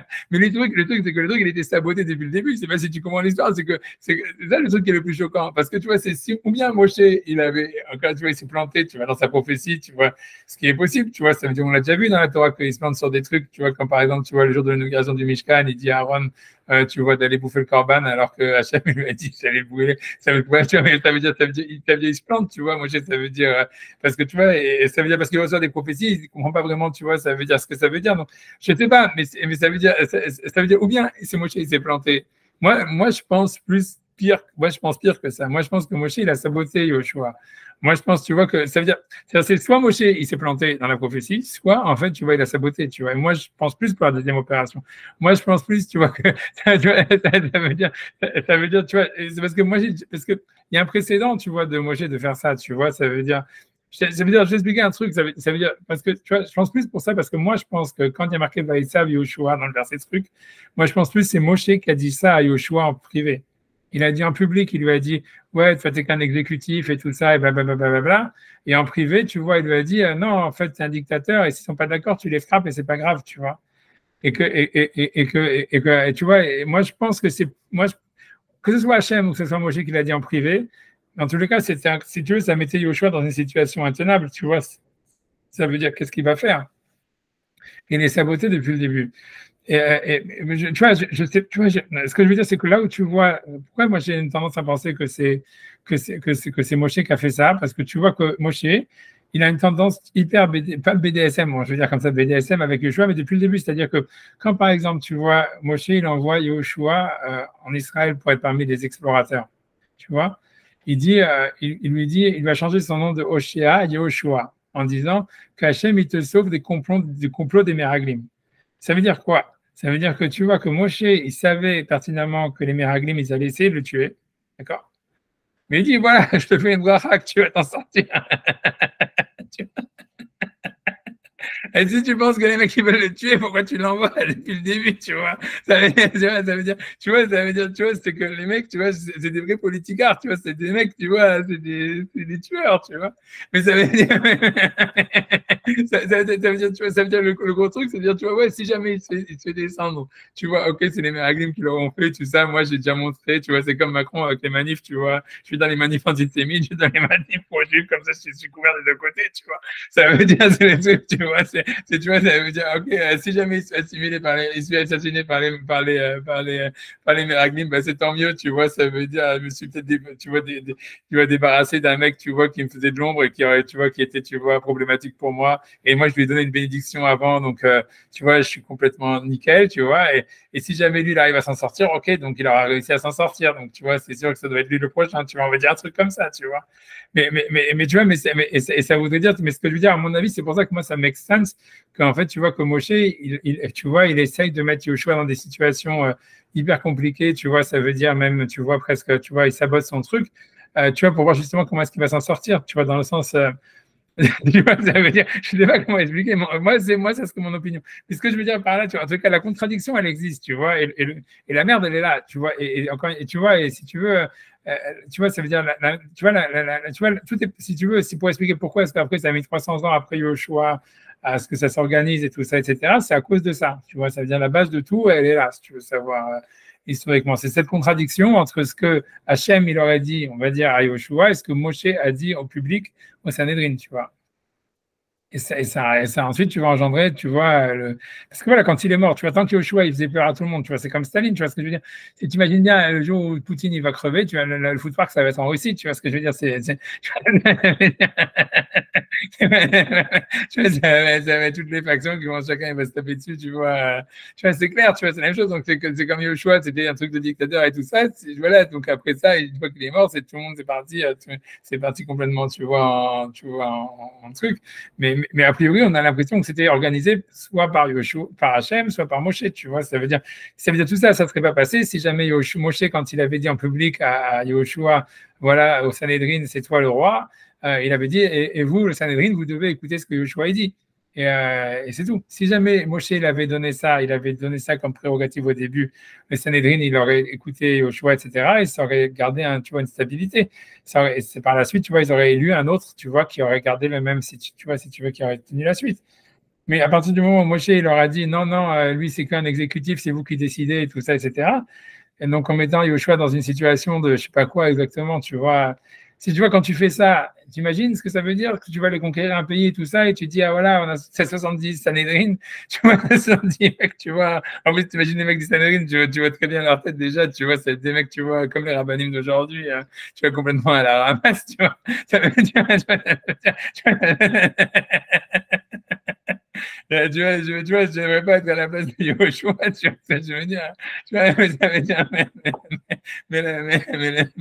tu vois, mais voilà, donc j'en sais rien, tu vois, ça veut dire, ça veut dire, voilà, j'en sais rien, mais c'est pour dire que tout poser la question, c'est ça le problème, tu vois, ça veut dire, voilà, ça a été la racine du problème, et c'est sûr que c'est très insoluble de comprendre pourquoi Moshe il aurait fait ça, ou Hachem aurait fait ça, ou, tu vois, c'est bizarre, tu vois, c'est bizarre, mais, tu vois, qu'est-ce que le Sanhédrin, il aurait dû comprendre, Rav David lui dit que c'était la faute du Sanhédrin. À chaque fois, il lui dit que c'est la faute du Sanhédrin. Ça veut dire, lui, il veut dire que le Sanhédrin, il aurait dû comprendre que même si Moshe il avait dit ça, c'était un truc, tu vois, si tu veux, pour pacifier, tu vois, ça veut dire pour pas mettre une violence à la base, etc.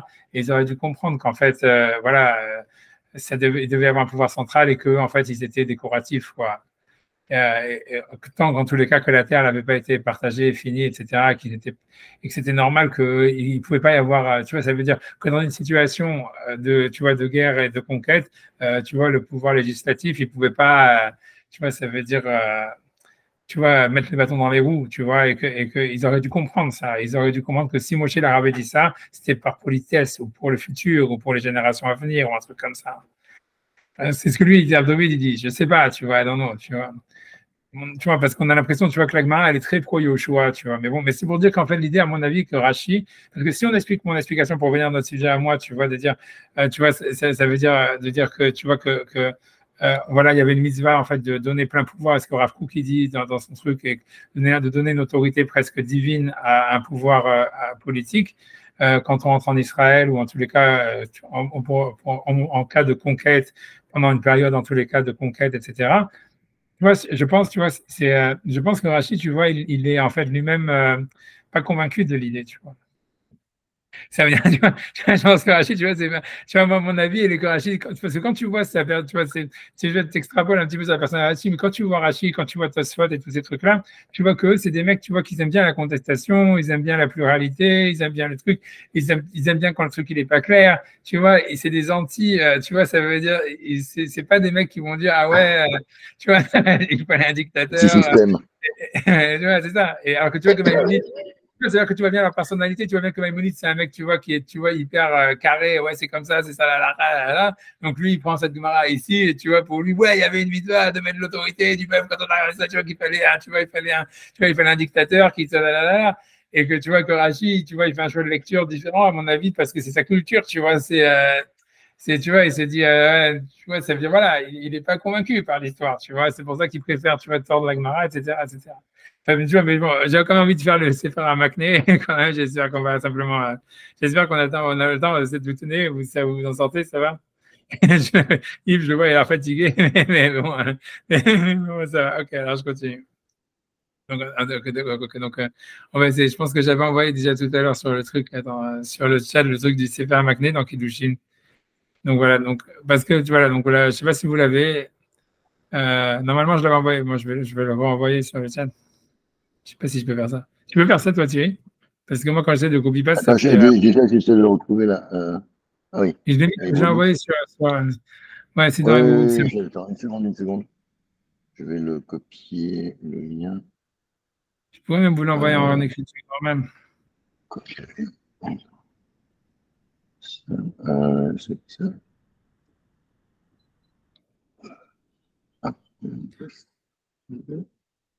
Voilà, non, c'est bon.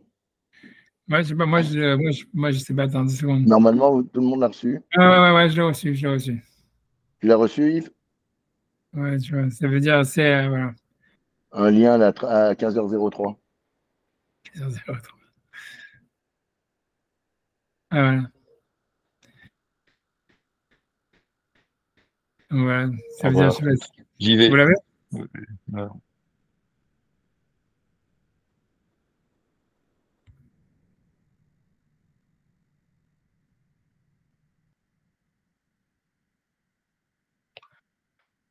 C'est bon? C'est bon? Ok, j'espère que oui. Donc voilà, j'avance, on va faire le Sefer Makné que vous avez en haut la date de sa vie et de sa mort, c'est du XVIIIe siècle. En fait, ça, enfin voilà, mais c'est pour vous dire qu'en fait voilà. Donc je prends, c'est simplement, il y a d'autres passages d'Agmara qu'on aurait pu faire. Enfin, je sais pas si on les fera un jour, mais qui parlent d'un roi à l'extérieur d'Israël, que le statut de roi, elle existe à l'extérieur d'Israël, qu'a priori il n'est pas lié à la terre d'Israël, contrairement à ce que Maïmonide semble dire. Mais c'est un autre sujet. Mais l'idée, on va reprendre parce que voilà, le point qu'il faut comprendre, c'est ça. C'est déjà, c'est quel est le statut de Moshe, tu vois. Et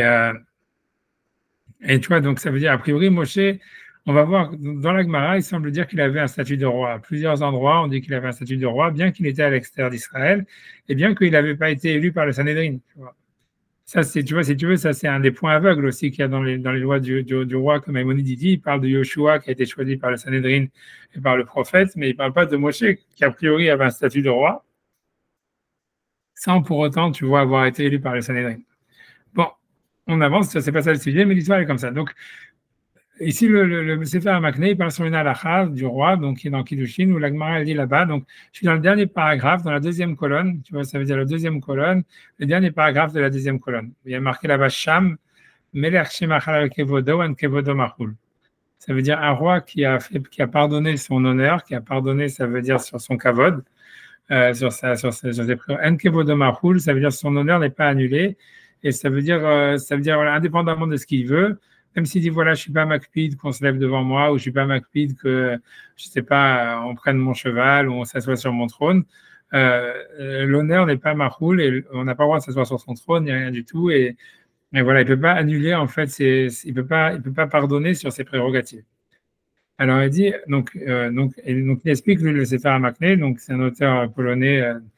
Voilà, d'avant, ça veut dire du XVIIIe siècle. Il dit nous avons déjà expliqué précédemment, Mishum Den Malchut Shelo, parce qu'en fait, la royauté ne lui appartient pas. Ça veut dire le roi ne peut pas pardonner sa royauté, parce que en fait, c'est pas lui, la royauté, il n'est pas le propriétaire de la royauté. Pourquoi? Parce qu'en fait, si tu veux, lui, ce qu'il veut dire, c'est que le roi, en fait, encore une fois, c'est un représentant d'Hachem, mais ça veut dire en réalité, c'est son autorité, c'est une autorité qui doit être vue comme une autorité divine. Il dit, Veno yachol limchol kevod malchut shamayim, il ne peut pas annuler, il ne peut pas pardonner l'honneur de la royauté divine. Asher bekirbo, qui est en lui. Il dit, Vehen kartav marsha zal bezé, et ainsi le marsha a écrit des ça. Ok, et donc lui a écrit ça, ainsi le marsha a dit. Et donc il dit, lui va simplement passer sur une halakha, c'est-à-dire que pour dire l'idée, c'est que en fait, il y a une halakha dans Brachot, où en fait, c'est-à-dire qui dit comme ça que si jamais on voit un roi non juif, donc on doit dire la bracha suivante, c'est béni sois-tu Hachem qui a donné de ton honneur aux êtres vivants, aux Bassar Vadam, aux êtres de chair et de sang. Par contre, si jamais en fait on voit un roi d'Israël, on ne dit pas béni sois-tu Hachem qui a donné ton honneur à des êtres de chair et de sang. Tu dis béni sois-tu Hachem qui a partagé ton honneur avec des êtres de chair et de sang. C'est la Gemara dans Brachot. Donc lui, il va expliquer en fait cette Gemara, pourquoi en réalité la bracha qu'on fait quand on voit un roi non juif, elle est différente de celle qu'on fait quand on fait un roi juif. On voit un roi juif. Donc il dit, on va zénirer, donc je suis dans la 4e ligne, on va zénirer, et en cela il me semble, on peut donner une raison. Nous, ce qu'ils ont instauré, Chachmenu Zichronam Livracha, Chazal, Chachmenu Zichronam Livracha, Beroé Melech Israël, celui qui voit un roi juif, un roi d'Israël, où la bracha est, béni soit-tu Hachem, Levarer Shechalak Mikevodo. Ça veut dire qu'il a partagé son honneur. Alors que Bemelech Hakum, lorsqu'on voit un roi non juif, on dit Nathan Mikvodo, qui a donné de son honneur à un être de chair et de sang, les Bassar Vadam. La suite, c'est les Bassar Vadam dans les deux cas. Dans le roi d'Israël, c'est Shechalak Mikevodo, les Bassar Vadam, qui a partagé son honneur avec un être de chair et de sang. Alors que quand on voit un roi non juif, on dit qu'il a donné de son honneur à un être de chair et de sang. Alors, on dit pourquoi donc il y aurait une différence entre les deux brachot. Il dit Mishum de Melech Israël, parce que dans la royauté d'Israël, Ena Malchut Shelo. Le roi, en fait, il n'est pas propriétaire de sa royauté. Et là, c'est la Kadosh Baruch Hu. Donc, c'est simplement la royauté, c'est la royauté d'Hachem. Mais lui, simplement, il a une partie de cette royauté. Ça veut dire qu'il en est le représentant, ou j'en sais rien, la personnification, mais il est simplement une partie, en fait, de cette royauté divine, qui est, en fait, on va dire, qu'il représente, ou même qu'il incarne, on va dire. Ce qui n'est pas le cas, en fait, d'un roi non-juif, qui n'est pas, en fait, un représentant de l'honneur de Dieu. Donc, Hachem, il lui a donné l'honneur. C'est-à-dire, c'est lui, donc le roi, il a vraiment, le roi non-juif, il est propriétaire de son honneur. Donc, et là, l'obilvad, ça veut dire c'est son honneur à lui. Le karmevarer, c'est pour ça que quand on voit un roi non-juif, on dit chez Nathan qui a donné de son honneur à un être de chair et de sang. Au Vézé, Niré, voilà, donc ça, c'est un point, on va dire, ok, c'est pas vraiment dans notre sujet, mais c'est pas grave, c'est pour faire tout le petit machin.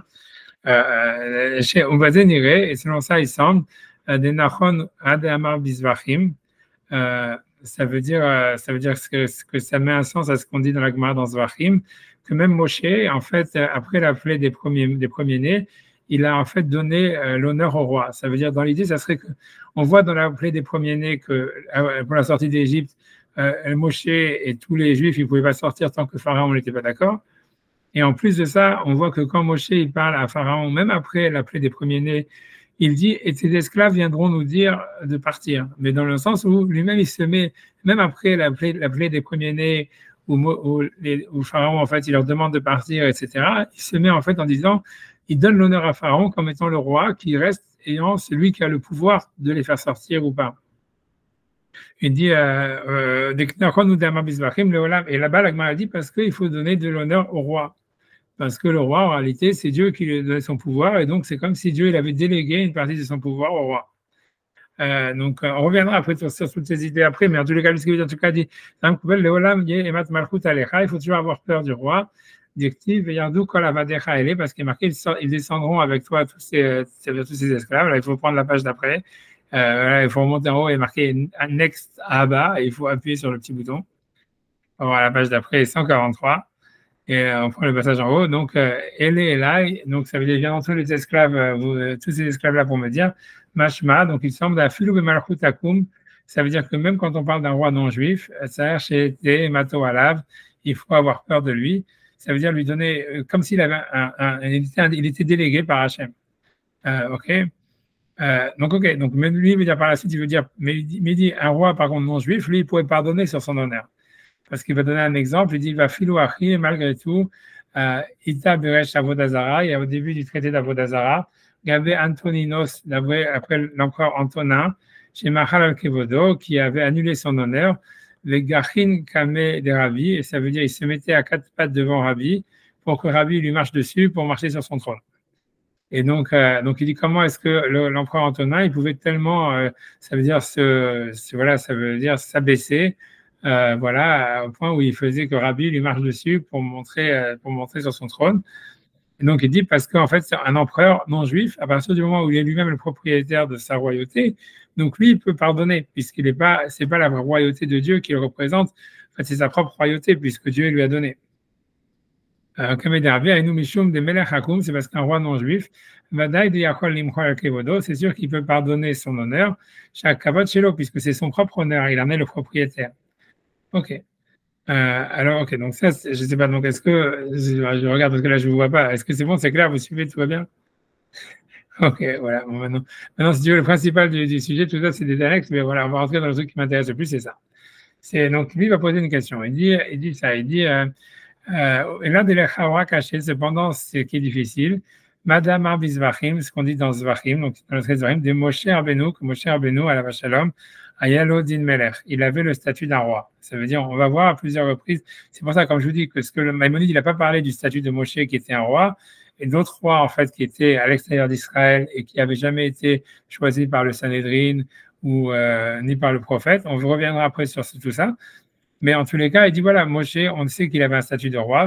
On verra où, on ne va pas regarder maintenant l'Agma dans Zvachim, mais à plusieurs endroits, on voit que Moshe, il avait un statut de roi. Et il demande Imken caché, c'est difficile, mais Mechilta, donc d'une Mechilta, les parachas Titro, qui est dans le parachat Titro, Shaya Omed, Moshe Omed ou Meshamesh Aleem. Ça veut dire qu'il y a marqué que quand Yitro il est venu, et donc tout le monde est sorti à la rencontre de Yitro pour, pour l'accueillir. Et il a mangé, il y a marqué le verset, il a mangé devant Hachem, du pain devant Hachem, et là-bas il y a marqué que Moshe, en fait, il faisait le service. Ça veut dire à Moshe, voilà, il avait décidé de faire le serveur. Ok, alors la question est de dire que puisque Moshe c'était un roi, il ne pouvait pas, en fait, et qu'il était un roi d'Israël, a priori, il ne pourrait pas, en fait, annuler son honneur. Ça veut dire donc qu'il n'avait pas le droit de servir, non seulement ça, les Juifs qui étaient là-bas, Aaron et compagnie, Yitro, etc., et tous les Ékénim et tous les membres du Sanhédrin qui a priori étaient là-bas, eux, ils n'avaient pas le droit de se laisser servir par Moshe, tu vois. Donc c'est difficile. Comment c'est possible que les membres du Sanhédrin, etc., Moshe, il a fait le service, quoi. Comment ils ont pu accepter ça, puisqu'un roi ne peut pas pardonner son honneur, et Moshe est un roi. Donc c'est sur ça où le Sefer Makné va sortir un grand chidouche. Alors, donc il dit comme ça, il dit venir c'est-à-dire ce que l'on dit dans la Gemara chez nous, dans Kiddushin, qu'un roi, il ne peut pas donc annuler son honneur. Maïté Mikra, parce qu'on apprend du verset des Som Tassim Alech Hamelech. Ça veut dire du fait qu'il y a une mitzvah positive qui est de dire tu devras te mettre sur toi un roi. Chez Mato Alecha, où on a traduit que ça veut dire qu'il faut avoir peur du roi, il faut le respecter. Donc ça serait une mitzvah pas simplement de le nommer, mais en fait d'avoir peur de lui et de lui donner du respect. Et le piège Rashi Biktuvot, comme Rashi dit donc Ktuvot. Donc maintenant, ce qu'il va dire comme ça, il va s'interroger sur la terminologie du mot Samtassim, donc il y a une répétition. Donc lui, ce qu'il veut dire comme ça, il dit qu'il y a un Rashi dans Ktuvot que j'ai pas vu, il dit avec le piège Rashi Biktuvot, c'est la chaîne Samtassim, Mashma Simot Arbe. Ça veut dire que je vois de quoi il parle, mais en fait, Rashi, il ne parle pas de ce que lui veut dire, mais on va dire, lui prend l'idée de Rashi qui dit que Sam Tassim, ça voudrait dire en fait quelque chose, ça indiquerait une idée de répétition. Tu vois, qui expliquerait comme quoi ça serait perpétuellement. Ça veut dire, c'est pas quelque chose de j'ai mis un roi et c'est bon. Non, ça serait quelque chose de perpétuel où il faut à chaque moment penser qu'on a un roi et donner l'autorité au roi. C'est quelque chose qui doit être renouvelé constamment. Et ça serait ça la répétition du verset qui dit Som Tassim, ça veut dire que c'est une répétition qui indiquerait un mouvement perpétuel et répétitif. Mashma Simotarbe, ça veut dire donc qu'est-ce qu'il veut dire avec ça? Donc, je continue la suite. Mais Niré les Faresh, il me semble d'expliquer des varav, ces paroles, des Mashmaout Som Tassim, ça veut dire voilà, que l'explication de Som Tassim, ça veut dire cette répétition qu'il y a au niveau du fait de mettre un roi, tu mettras, le double impératif. Mashma Shekol et Yassim Alecha Melech, c'est qu'à chaque moment, il y a une mitzvah, donc on va dire de mettre sur soi un roi, mais dans le sens où de lui donner une autorité. Velo mitkayemze, et ça, on peut l'accomplir. Et là, chez Yelo Bechol Shahar, qu'il faut qu'à chaque moment, il faut qu'il ait Emot Malchut, ça veut dire qu'il ait peur d'un roi, qui soit au-dessus de lui, d'une autorité. Imken, donc maintenant, il va expliquer comme ça, il veut simplement expliquer par là, il veut dire, et donc selon ça, ça ferait que la peur qu'on doit avoir du roi est très différente de celle qu'on doit avoir, par exemple, de ses parents ou de son maître. Donc, Imken, il va expliquer pourquoi, parce que Imken Lodame le Aviv au Rabo, ça ne ressemble pas au cas du père ou du maître. D'ailleurs, chez mitzvah liot et matan alav, c'est même qu'il y aurait une mitzvah d'avoir peur de ses parents ou de son maître. Aïnou biyesh loav, c'est simplement si tu as un père au Rabo, ou si jamais quelqu'un il a un maître. Aval eno mechouyav liot loav, mais tu n'es pas obligé d'avoir un rav. Ça veut dire, dans le cas du roi, tu as une obligation à chaque instant de te remettre un roi. Ça veut dire qu'il faut que tu aies un roi. Mais par contre, tu vois, ça veut dire dans les autres cas, l'honneur qui est donné à un rav ou l'honneur qui est donné à un père, etc., c'est si quelqu'un il a un père, si jamais quelqu'un il a un rav. Mais si jamais quelqu'un il a ni son père ni son rav, etc., ben, il n'a pas la mitzvah. Donc ce qu'il veut dire, c'est que, et lui il veut expliquer que c'est pour ça que le rav ou bien le père, ils peuvent pardonner leur honneur, parce qu'ils peuvent dire, OK, comme toi, tu n'es pas obligé d'avoir un maître ou d'avoir un père. Donc, moi, si tu veux, c'est comme il disait, c'est comme si le maître ou le père, il peut dire, voilà, je démissionne de mon travail. Ça veut dire, voilà, pour l'instant, voilà, j'ai envie, par exemple, de faire le service à table. Alors, bien que normalement, le père, il ne devrait pas faire le service à table, alors je démissionne de mon travail de père. De toutes les manières, c'est pas obligé qu'il y en ait un. Et donc, je fais le service. Après, tu vois, je peux reprendre mon job. À ce moment-là, je reprends tous mes prérogatives. Mais en fait, je peux en fait m'en débarrasser quand je veux, puisqu'il n'y a pas d'obligation qu'il y ait un père. Il n'y a pas d'obligation qu'il y ait un rave. Donc, le rave, en fait, il est rave quand il veut, il est maître quand il veut, il est père quand il veut, quoi. Et tu vois, c'est un job, c'est quelque chose que tu peux accepter ou rejeter, tu vois, quand tu veux. Et donc, c'est ça ce que ça voudrait dire, atmochel. C'est pour dire, donc voilà.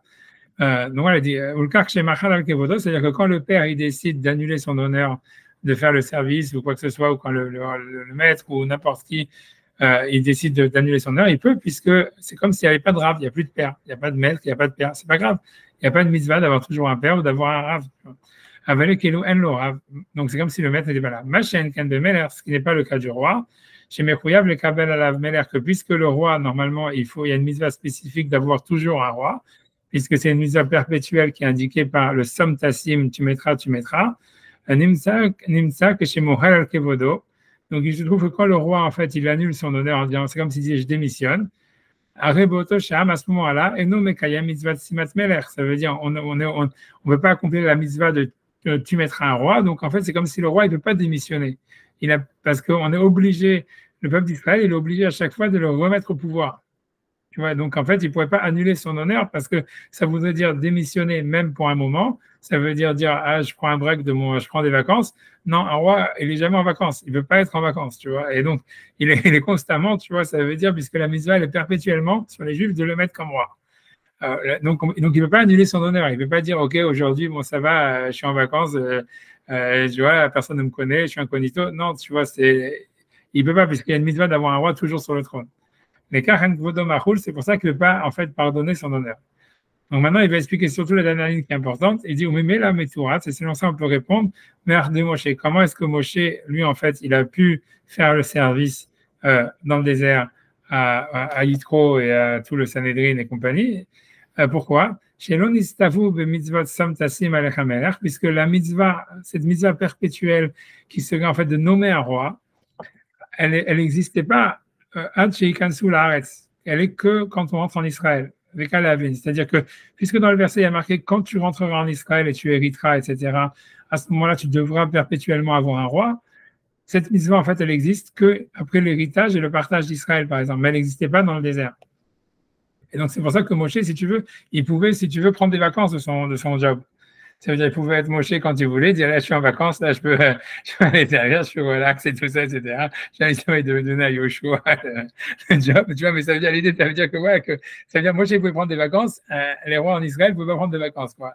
Mais l'idée, ce que ça veut dire par là, tu vois, ce qu'il veut dire avec tout ça, c'est ce que moi l'idée que je retiens, c'est ça, c'est que en réalité, ça veut dire il y a une sorte de, ça veut dire il y a une interconnexion. C'est-à-dire, même si on disait en fait qu'il y aurait deux mitzvot, tu vois, c'est-à-dire qu'il y a une mitzvah de respecter le roi et d'avoir peur du roi et donc de donner, qui serait sur l'autorité, tu vois, du roi, même si c'est pas vraiment un roi.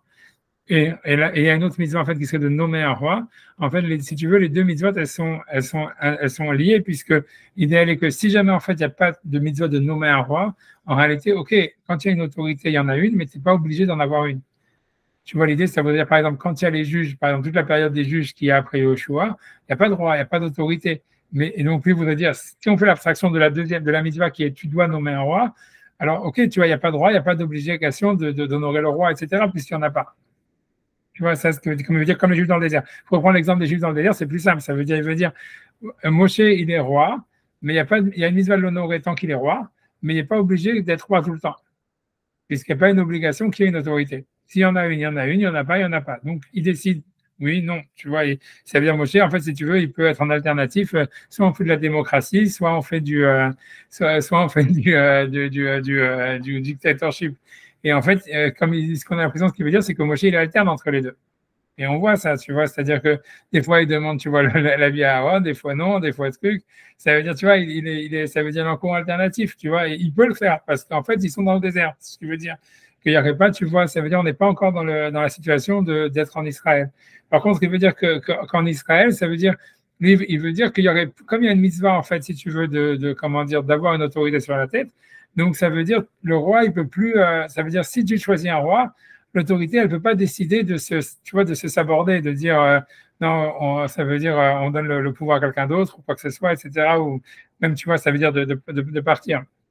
Et tu vois, pour moi, donc, moi, ce que je voulais dire avec ça, c'est, tu vois, de dire ça, ça veut dire que parce qu'une des questions qu'il y avait, ça veut dire, encore une fois, c'est, voilà, Yoshua était déjà roi, comme Maïmonide, il le dit, avant d'entrer en Israël. Donc, comment est-ce que Maïmonide, il peut dire juste avant, il avait une mitzvah de mettre un roi quand il était en Israël?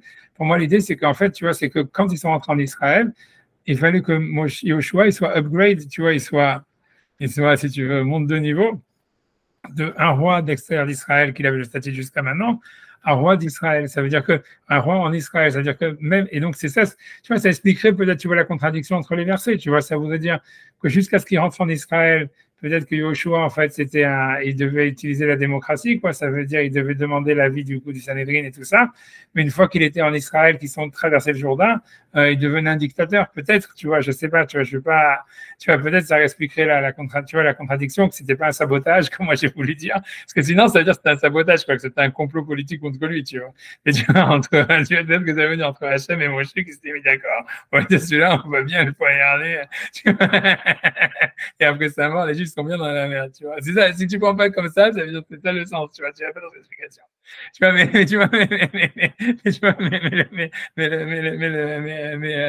sinon, tu vois, mais voilà, mais sinon, on pourrait dire un truc comme ça, tu vois, et que ça expliquerait ce que veut dire ici, quand ils sont arrivés en Israël, bien que normalement, ça voudrait dire comme ça que même si la mitzvah, en réalité, d'avoir un roi, elle commence après que l'héritage et le partage, mais ça voudrait dire que ici, comme tu avais déjà un roi, tu avais déjà Josué, donc ça devenait, la mitzvah, elle devait s'appeler, il fallait, dès qu'il traversait le Jourdain, il fallait donner ce statut à Josué. Parce que ça faisait partie du fait qu'il faut donner une autorité au roi. Tu vois ce que ça veut dire? L'idée, c'est de respecter l'autorité. Comme je vous dis, comme je vous disais, il y a deux mitzvahs. Il y a une mitzvah d'avoir une autorité et de donner plein pouvoir à cette autorité et de la respecter. Il y aura une autre mitzvah qui est de donner une institution royale, si on a une, et ça, c'est ça la discussion entre Rabbi Nehorai et tout ça. Est-ce qu'il y a une mitzvah de créer une institution royale avec des prérogatives et un protocole? Mais l'idée, c'est que, et même si cette mitzvah elle existe, elle est beaucoup plus tard, elle est après l'héritage et le partage. Mais l'idée, c'est que comme il y avait Yoshua qui était déjà là, donc ça veut dire que la mitzvah, ça veut dire comme il y a une mitzvah d'honorer Yoshua et de lui donner plein pouvoir, donc dès qu'on rentre en Israël, il fallait lui donner cette prérogative de roi d'Israël en avance, tu vois, parce qu'il était déjà là. Mais une fois qu'il meurt, cette mitzvah, elle disparaît, tu vois. Jusqu'à ce qu'elle réapparaît, tu vois que quand l'héritage et le partage il a été fait, tu vois, ça expliquerait pourquoi en fait, si tu veux, il y a un gap qui se fait. Ça veut dire, il y a toute cette période de 200 ou 300 ans où en fait, il y a plus de juges, il y a que des juges, il n'y a pas de pouvoir central, et que c'est 3 siècles plus tard simplement qu'on va recentraliser tu vois, ça veut dire la royauté, parce que ça veut dire que Yoshua, c'est comme une sorte, ça veut dire l'idée, c'est que même selon Maïmonide, tout ça, c'est Yoshua, c'était comme une sorte je sais pas comment expliquer, d'exception de l'histoire, tu vois. C'est-à-dire, ils ont trouvé que quand les Juifs ont traversé le Jourdain, ils avaient déjà un type à leur tête. Et que depuis Khoutsalarès, qui avait été choisi par le Sanhédrin et par le prophète, et qu'une fois qu'ils ont traversé le Jourdain, ils étaient obligés de lui donner plein pouvoir, tu vois, parce que sinon, ça aurait été un manque de respect par rapport à lui. Puisque ce statut existait, puisque la Torah avait prévu un statut de roi en Israël, ne pas le lui donner, ça aurait été, en fait, ça aurait été, tu vois, ne pas, ça veut dire le saboter, quoi. Ça aurait été, on n'aurait pas accompli la mitzvah d'accepter l'autorité de celui qui est, d'accepter une autorité. Or, on était obligé de l'accepter, donc ça tu vois, mais c'était quelque chose, tu vois, qui était limité à Josué en réalité, et que c'est pour ça qu'après sa mort, ça disparaît, tu vois. Et qu'après ça, donc il y a la deuxième mitzvah qui serait après l'héritage et le partage, qui serait une autre histoire, tu vois. Mais voilà, et ça voudrait dire ça, et tu vois, c'est peut-être ça que Maïmonide au début des lois de Maïmonide. C'est pour ça qu'il nous raconte l'histoire de Josué juste après. Tu vois, c'est comme si Maïmonide lui-même, il est d'accord de dire ça, tu vois, ça veut dire, voilà, ça veut dire, il y aurait, voilà. C'est ce que deux royaumes, tu vois, deux histoires, 2 étapes, etc. Mais après ça, tu vois, il faudra expliquer l'histoire du Beth Amikdash et tout ça, etc. Parce que, comme moi, je vous ai dit, tu vois, après ça, je termine sur ça, c'est que moi, ce que moi j'ai dit, en fait, moi, je pensais que c'est-à-dire moi, je voulais dire quelque chose, tu vois, si quelqu'un veut dire quelque chose, je t'invite sur ça, tu vois, c'est que, parce que moi, mon explication dans Maïmonide, la plus simple, ça aurait été ça. Parce que je me suis dit, tu vois, qu'est-ce que ça veut dire? Parce qu'une des grosses questions qu'il y a sur Maïmonide, c'est il dit comment ça se fait. Il dit que les Juifs, quand ils sont rentrés en Israël, ou même c'est la Gemara qui dit ça, ils ont eu la mitzvah de détruire Amalek. Alors, tu vois qu'en fait, dès que je sais pas pourquoi il y a un écho, c'est que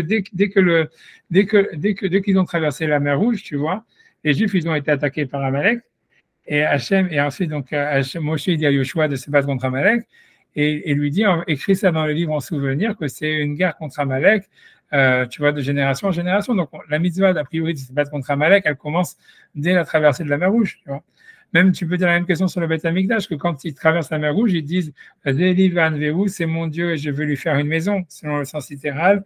On va construire le Beth Amikdash, et on voit même la mitzvah, en fait, tu vois, du Mishkan, elle est déjà, comme un certain sens, la mitzvah de construire le Beth Amikdash, etc. C'est pour ça que moi, enfin, mon interprétation de Maïmonide, que ça, c'est pas yeshivish, ça, c'est une interprétation débile, mais je la dis quand même parce que j'aime bien, c'est de dire, tu vois, c'est qu'en fait, c'est quand tu regardes, tu vois, dans les versets, tu vois, c'est que dans les versets, il y a marqué que il y a marqué que la frontière d'Israël, quand on parle des frontières d'Israël, en réalité, il y a des contradictions dans les versets. Mais un des versets, il dit que la frontière d'Israël, il va être de Nahal Mitzrayim, du fleuve de l'Égypte, jusqu'à l'Euphrate, tu vois. Et ça veut dire, et donc, selon ça, tu pourrais dire, Nahal Mitzrayim, la plupart des gens, ils n'expliquent pas que c'est le Nil. Mais on pourrait dire, tu vois, parce qu'ils disent, la plupart, ils expliquent que c'est un petit fleuve qui est derrière Gaza, etc.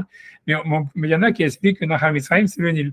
Donc, tu vois, selon moi, ça veut dire ça. Ça veut dire, quand ils sont entrés en Eretz, c'est quoi, quand est-ce qu'ils sont entrés en Eretz? C'est quand ils ont traversé la mer Rouge.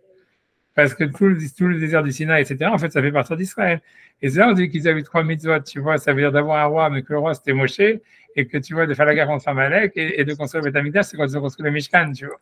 Moi, c'est comme ça que j'aurais expliqué, tu vois, le Rambam, tu vois, pour que ce soit pas difficile, tu vois, de l'histoire de la guerre d'Amalek, etc. C'est encore une autre explication. Mais bon, j'admets quand même celle-là, elle est encore plus débile que l'autre, tu vois. Mais bon, mais voilà. Ah voilà, bon, enfin, on a fait avancer un petit peu le truc, et je pense que la semaine prochaine, tu vois, on va parler plus, en fait, maintenant, parce que sur les autres mitzvot qui sont, tu vois, la mitzvot d'après, c'est justement la guerre d'Amalek, et après ça, tu vois, ça veut dire, ensuite, tu vois, la construction du temple, tu vois. Après ça, voilà, je pense qu'on va faire ça, on va parler plus sur la guerre d'Amalek, je pense, la semaine prochaine. Voilà, je vous laisse tranquille, et je vous remercie de votre merci soutien. beaucoup, c'est top. Merci à vous. Bravo. Allez, merci à vous. À la prochaine. Allez, Merci. À ce soir. Merci. À ce soir. Ouais.